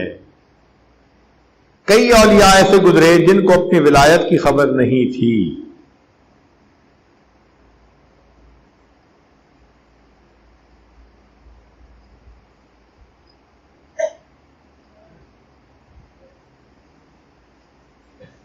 فرماتے ہیں کہ دنیا کی مصیبتیں دوستوں کے لیے انعام کی مانند ہوتی ہیں،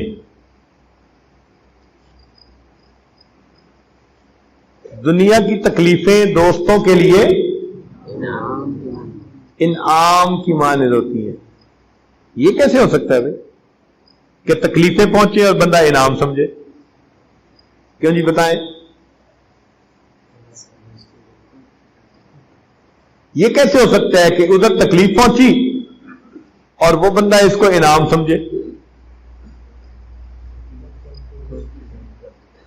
جی فرما رہے ہیں کہ یہ تکلیفیں دوست کو دوست کے قریب کرتے ہیں۔ اور بتائیں۔ ہاں اچھا جواب دیا، یہ انعام ملنے کا سبب ہوتی ہیں۔ اور بتائیں۔ ترقی کے اسباب ہیں، صبر کی توفیق ہوتی ہے، اور ان اللہ مع الصابرین۔ ماشاءاللہ بڑے اچھے جواب دے رہے ہیں۔ اب اس کو ذرا ایک مثال سے سمجھیں تاکہ کلیئر ہو جائے کہ واقعی یہ انعام ہے۔ ایک بندہ تھا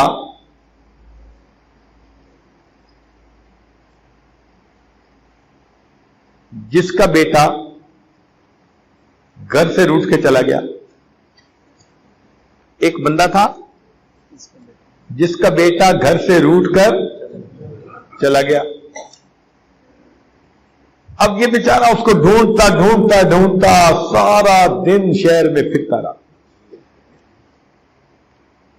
حتیٰ کہ پھرتے پھرتے اس کو رات ہو گئی۔ رات کے 2 بجے یہ باغ کے قریب سے گزر رہا تھا کہ اس کو پولیس والے نے پکڑ لیا۔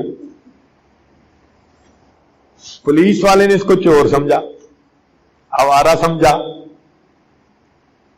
اب اس نے پوچھا کون ہو؟ اس نے کہا کہ میں ویسے ہی پھر رہا ہوں۔ تو پولیس والے نے اس کے 2-4 ڈنڈے لگائے۔ کیا لگائے؟ 2-4 ڈنڈے لگائے، اور کہنے لگا میں دوسرے کو بھی بلاتا ہوں، ذرا تیری مرمت اچھی طرح کرتے ہیں، تو کون ہے؟ اب وہ دوسرے کو جو بلانے گیا تو بھاگا، اور وہاں سے باغ کے قریب باغ کا دروازہ تھا، یہ جان بچانے کے لیے باغ میں گھس گیا۔ جب باغ میں گھس گیا، اندھیرے میں ایک جگہ جا کر بیٹھا تو کیا دیکھا کہ وہیں اس کا بیٹا چھپا ہوا تھا۔ اب جب اس بیٹے سے ملاقات ہو گئی تو یہ پولیس کے اس ڈنڈے کو سزا سمجھے گا یا رحمت سمجھے گا؟ کیوں جی؟ یہ انعام سمجھے گا یا سزا سمجھے گا؟ اونچا بولے نا، انعام سمجھے گا نا۔ کہے گا کہ اللہ کا شکر، پولیس والے نے مجھے تو ڈنڈے لگا دیے، اگر وہ ڈنڈے نہ لگاتا تو میں تو باغ میں جاتا ہی نہ، مجھے کیا پتا کہ باغ میں اس جگہ پر میرا بیٹا بیٹھا ہوا تھا۔ تو جس طرح بیٹے کے مل جانے پر اس بندے نے پولیس کے ڈنڈے کو اپنے لیے انعام سمجھا، اسی طرح اللہ کے وصل ہونے پر سالک اللہ تعالی کی طرف سے بھیجی ہوئی تکالیف کو اپنے لیے انعام سمجھا کرتا ہے۔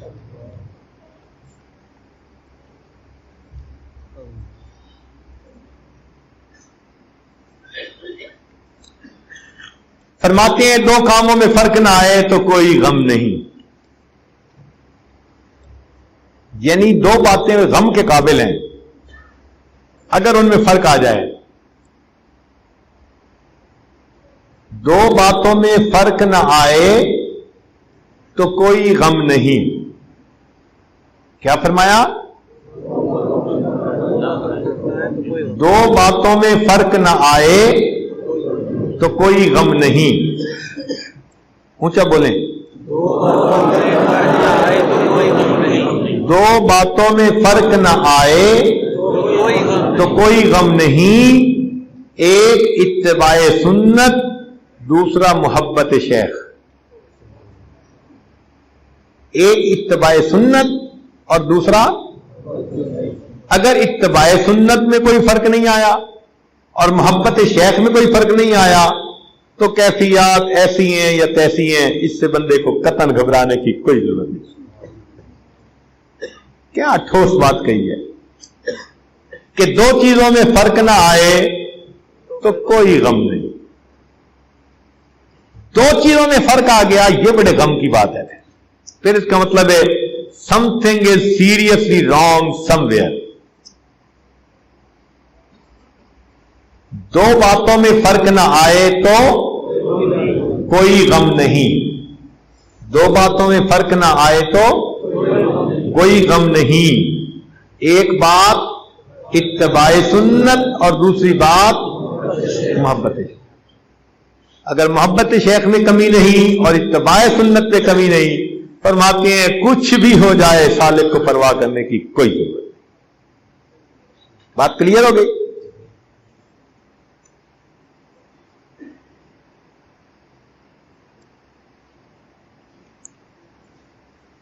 فرماتے ہیں کفر کی ظلمت بہت زیادہ ہوتی ہے توجہ سے دور نہیں ہوتی. دو چیزوں سے دور ہوتی ہے، یا تو سچی توبہ سے یا پھر نارے جہنم.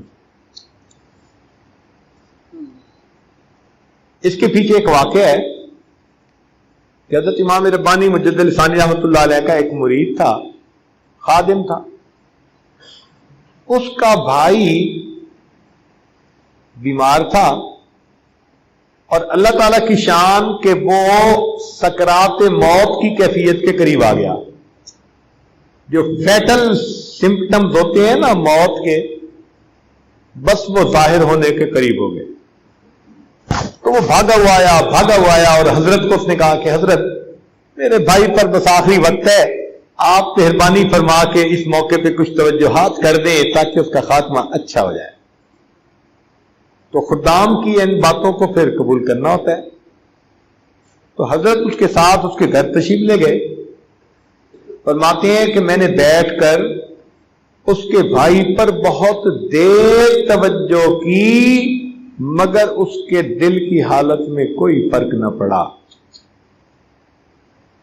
وقت کا مجدد الثانی، اتنی بڑی شخصیت، وہ فرماتے ہیں کہ میں نے پورا زور لگا دیا اور اس کے دل پر کوئی بھی اثر نہ ہوا. تو میں اللہ تعالیٰ کی طرف متوجہ ہوا کہ میرے مولا معاملہ کیا ہے.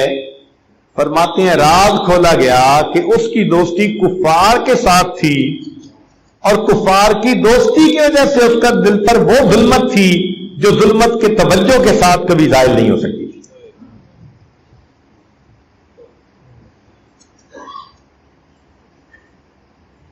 وہ ظلمت یا توبہ سے دھل سکتی ہے یا پھر بندے کے لیے نارے جہنم میں جانے سے دھل سکتی ہے.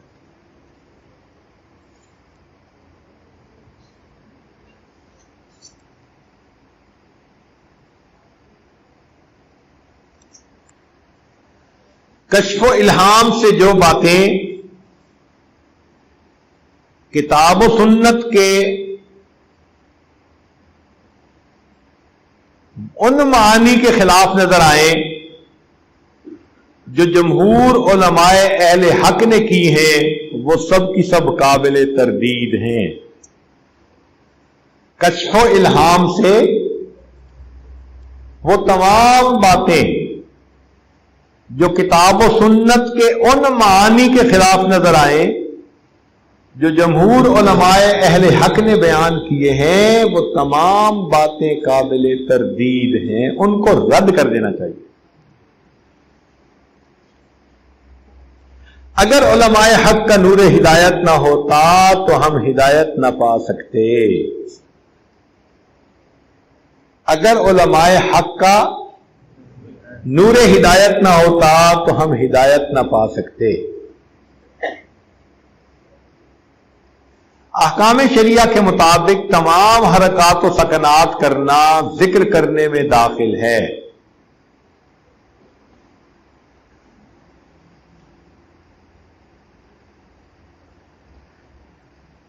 فرماتے ہیں حلت و حرمت کے معاملات میں صوفیہ کا قول معتبر نہیں.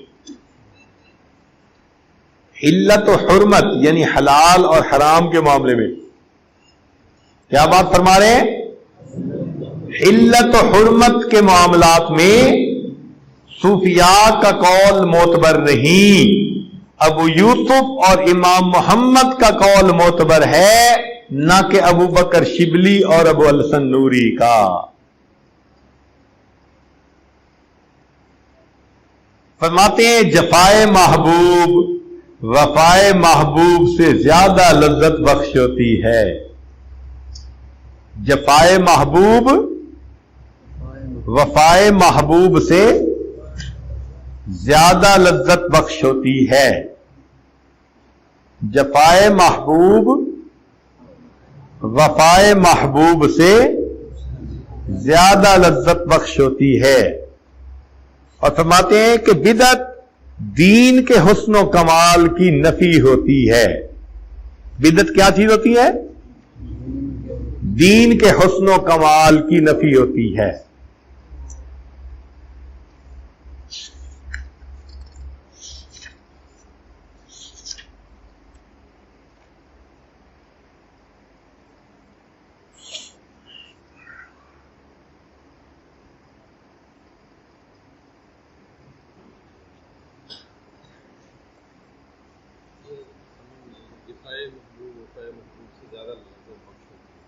یعنی اللہ تعالیٰ کی طرف سے جب انعامات مل رہے ہوتے ہیں، اس کی بجائے جب اللہ تعالیٰ کی طرف سے تکالیف مل رہی ہوتی ہیں، اس وقت میں سالک کی ترقی زیادہ ہو رہی ہوتی ہے۔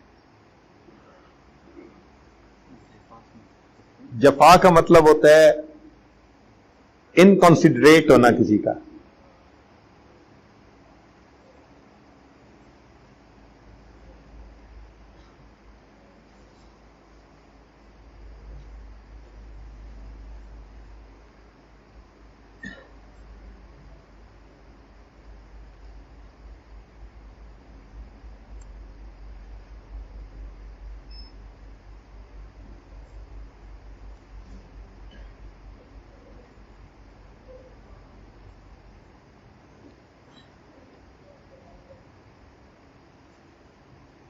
جی فرماتے ہیں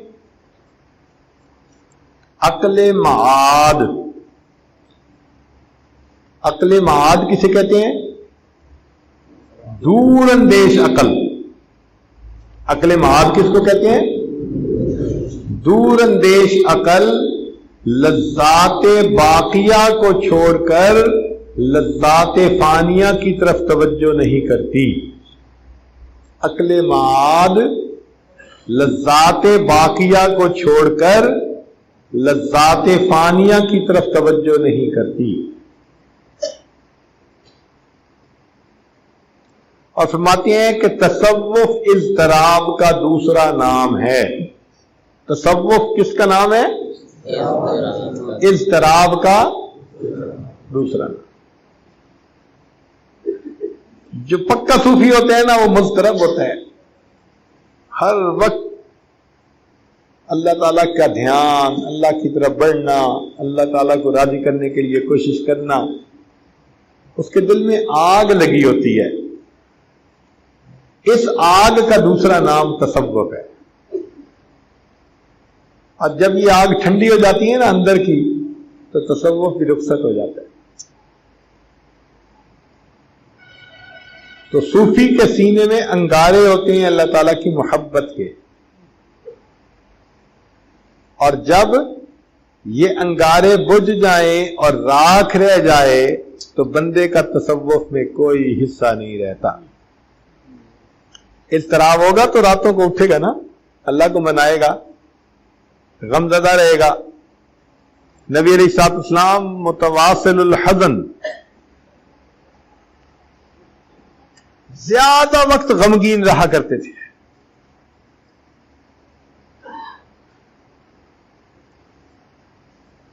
اور فرماتے ہیں کہ سید الطائفہ جنید بغدادی رحمت اللہ علیہ نے فرمایا کہ کامیابی کے سب راستے بند ہیں سوائے اس راستے پہ جن پر نبی علیہ الصلوۃ والسلام چلے ہیں۔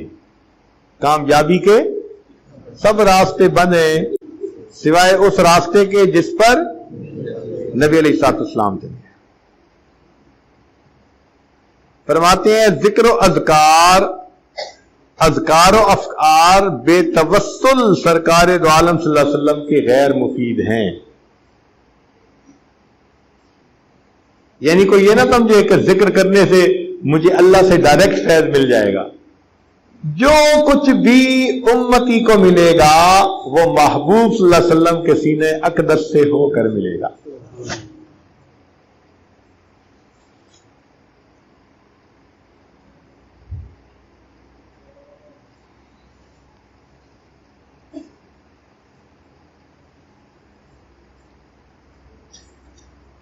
شیخ ابو سعید ابو الخیر رحمت اللہ علیہ فرماتے تھے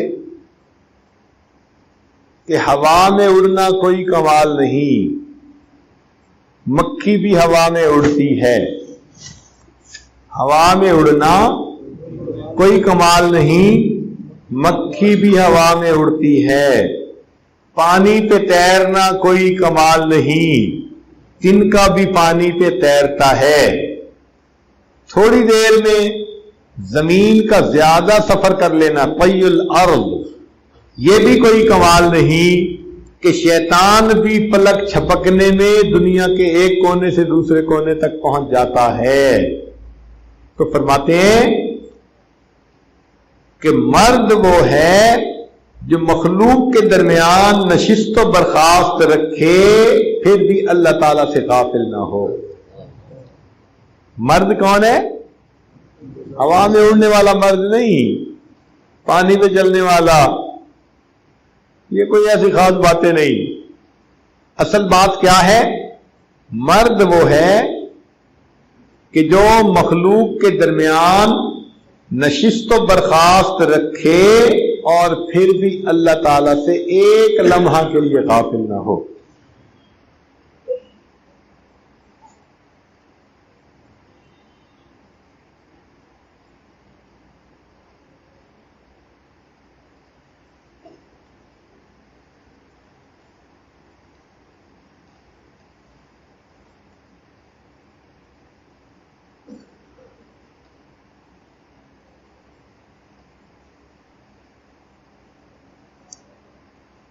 فرماتے ہیں کہ سالک کے اندر چند صفات لازمی ہونی چاہیے.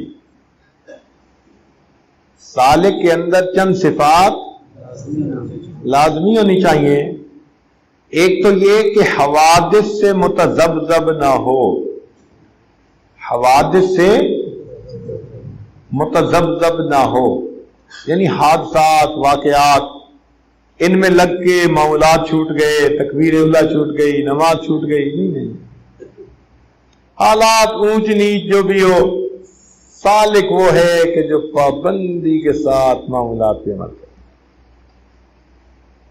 عیوب غیر پر نظر نہ کرے، غیروں کے عیوب کے اوپر نظر نہ کرے، اپنے کو دوسرے مسلمانوں سے ترجیح نہ دے، اپنے کو دوسرے مسلمانوں سے ترجیح نہ دے، مساکین کے ساتھ ہم نشینی رکھے. کن کے ساتھ؟ مساکین کے ساتھ ہم نشینی رکھے، سلف صالحین کے حالات سامنے رکھے، سلف صالحین کے حالات کو، غیبت سے بچے، امر بالمعروف اور نہی عن المنکر کرے.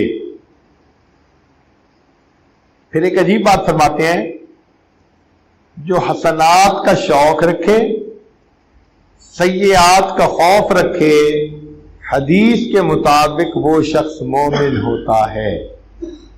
جو حسنات کا شوق رکھے اور سیئات کا خوف رکھے، حدیث کے مطابق وہ مومن ہے.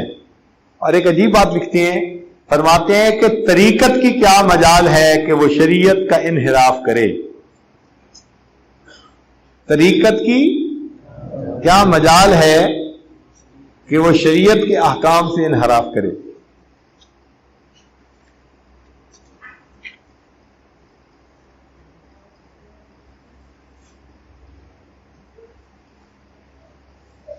فرماتے ہیں لذت عبادت ایک عطیہ ہے، لذت عبادت ایک عطیہ ہے. تحصیل طاعات میں کوشش کریں. تحصیل طاعات سے کیا مراد؟ عبادت کرنے میں. عبادت کرنے میں کیا کریں؟ عبادت کرنے میں کیا کریں؟ اونچا بولیے. عبادت کرنے میں کیا کریں؟ تو عبادت کرنے میں کوشش کرتے رہیں مگر امید نجات اللہ تعالی کی رحمت سے وابستہ رکھیں. تو اطاعت کرتے رہیں، عبادت کرتے رہیں مگر نجات کی امید کس پر رکھیں؟ اللہ تعالی کی رحمت.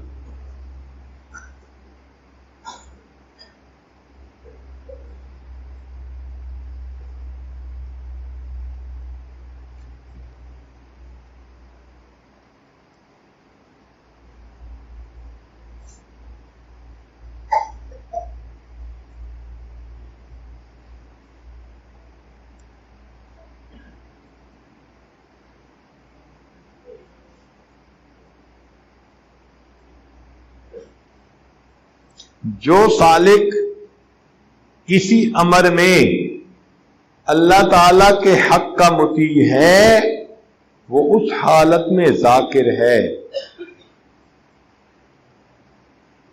جو سالک کسی امر میں، کسی معاملے میں، کسی کام میں اللہ تعالی کے حق کا مطیع ہے تو اس کام کے دوران وہ ذاکر ہے. یعنی جتنی دیر میں کوئی بندہ شریعت کے مطابق کام کر رہا ہوتا ہے اتنی دیر وہ ذاکرین کی فہرست میں لکھا جاتا ہے.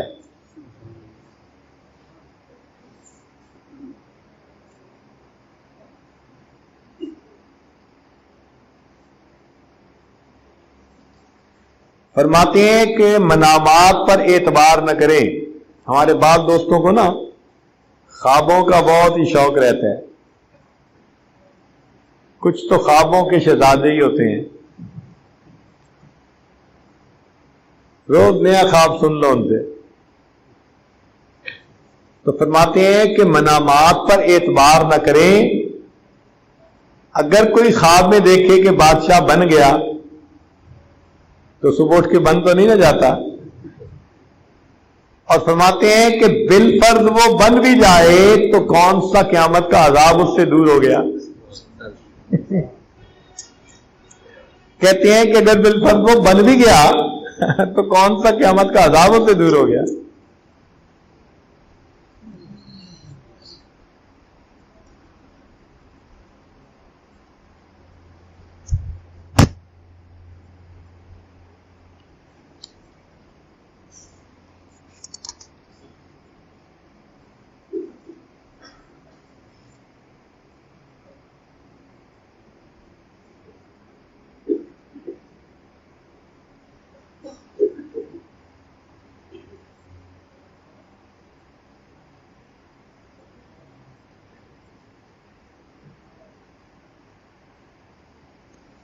جب جنون طلب شعلہ زن ہوتا ہے تو زبان عذر بند ہو جاتی ہے.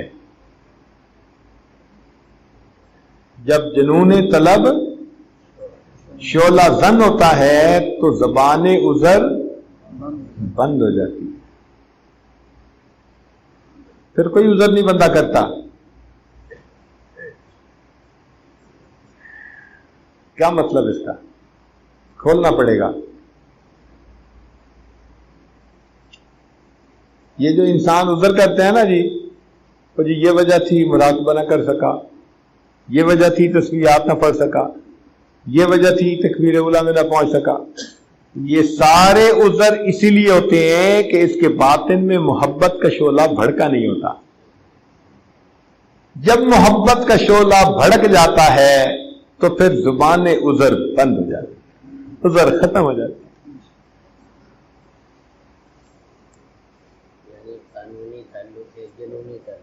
ہاں جی، مولانا فرما رہے ہیں قانونی تعلق کی بجائے پھر جنونی تعلق ہو جاتا ہے.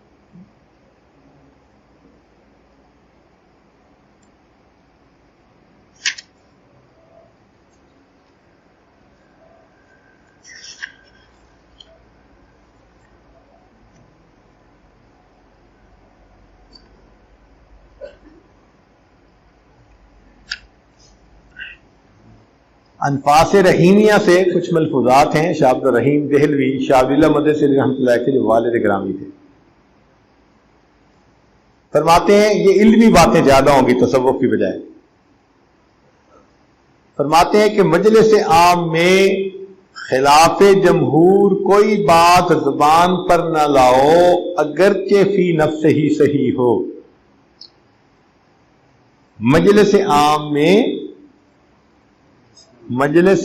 میں خلاف جمہور کوئی بات زبان پر نہ لاؤ اگرچہ وہ بات فی نفس ہی صحیح ہو. اس لیے کہ عوام کا مجمع ہے، علماء کا نہیں ہے.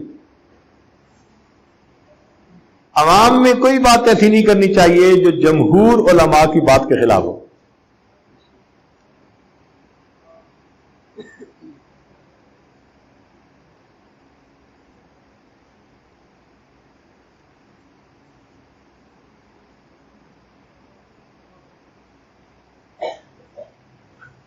چلنے پھرنے اٹھنے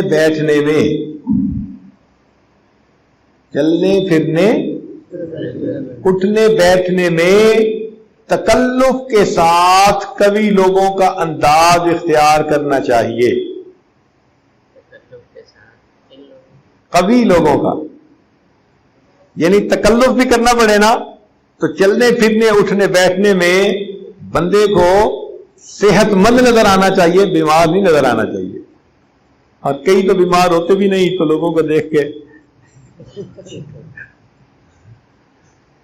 کچھ کرنا شروع کر دیتے ہیں.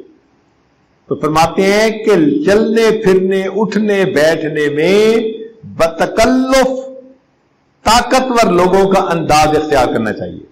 ہمت کے ساتھ بھی اگر چلنا پڑے نا اپنی طبیعت کے خلاف، پھر بھی ایسے چلے کہ جیسے یہ بڑا قوی انسان ہے.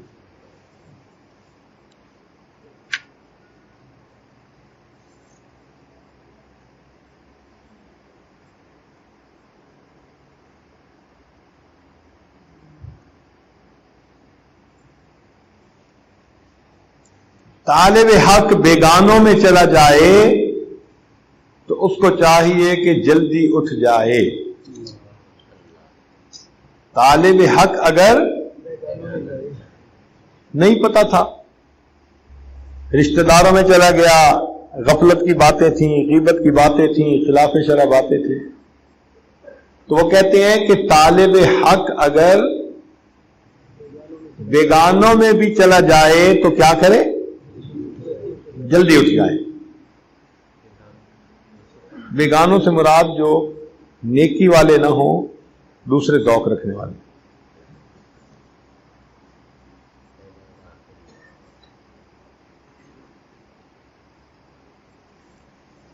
فرماتے ہیں اگر شیخ کامل نے طالب صادق پر ایک بار توجہ کر کے قید ہستی سے آزاد کر دیا تو کافی ہے. اگر شیخ کامل نے طالب صادق پر ایک بار توجہ کر کے قید ہستی سے آزاد کر دیا تو کافی ہے. مشغول بحق رہے، موت سے پہلے کام مکمل ہو جائے گا. مشغول بحق رہے، موت سے پہلے کام مکمل ہو جائے. یعنی اگر شیخ نے ایک دفعہ انجن سٹارٹ کر دیا ہے نا، پھر گھبرانے کی بات کوئی نہیں. تعلق رکھے اور لگا رہے. اللہ تعالیٰ ان توجہات کی برکت سے موت سے پہلے کام مکمل کروا دے.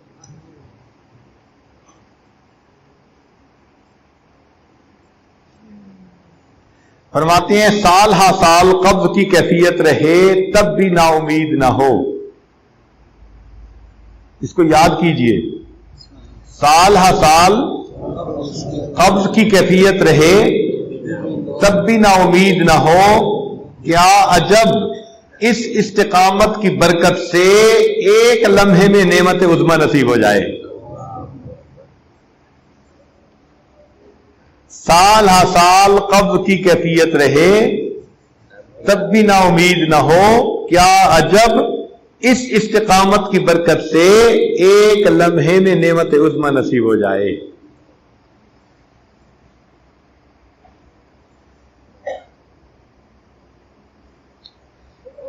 سالک ہر وقت اپنے آپ کو مبتدی سمجھے.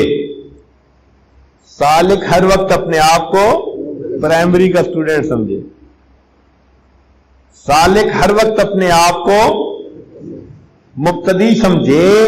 اشغال ایسے شوق سے کرے کہ جیسے ابھی حکم ملا ہے.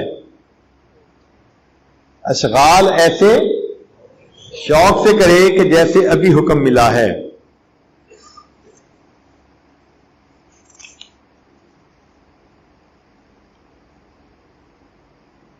سالک جس چیز کو کل مجبوری سے چھوڑے گا آج اس کو اختیار سے چھوڑ دے.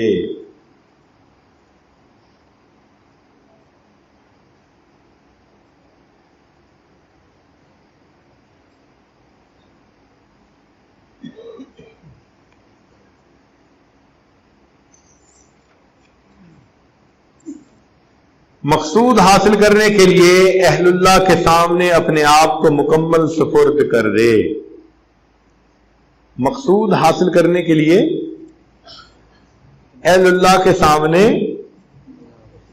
اپنے آپ کو سپرد کر دے.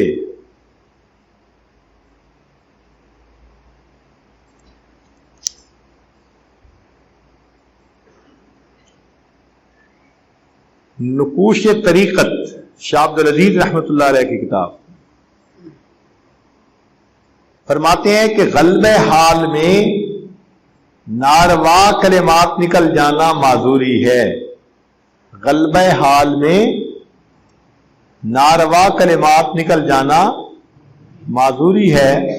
جیسے بوڑھے کا اور حضرت موسیٰ علیہ السلام کا واقعہ.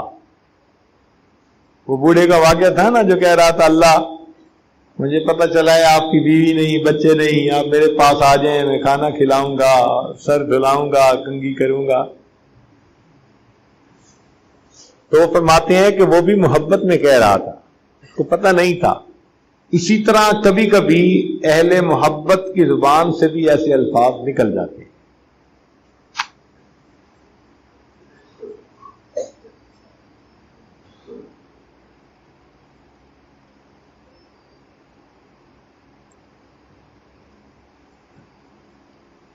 شیخ عبد القادر جیلانی رحمۃ اللہ علیہ کا ایک فرمان نقل کرتے ہیں.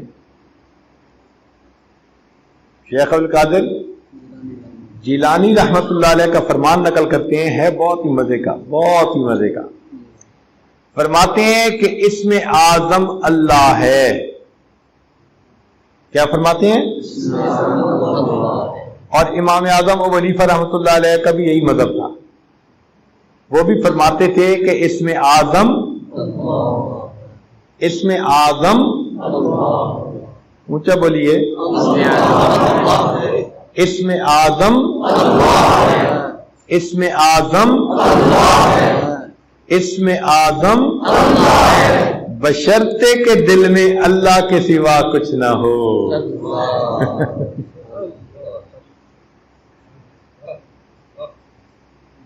کیسی پیاری بات کہی ہے.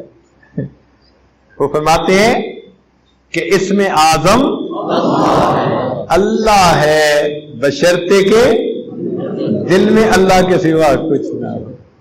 ہمارا دل چونکہ غیر سے بھرا پڑا ہے اس لیے ہماری زبان سے اللہ کا لفظ نکلتا ہے تو اثر ہی کوئی نہیں.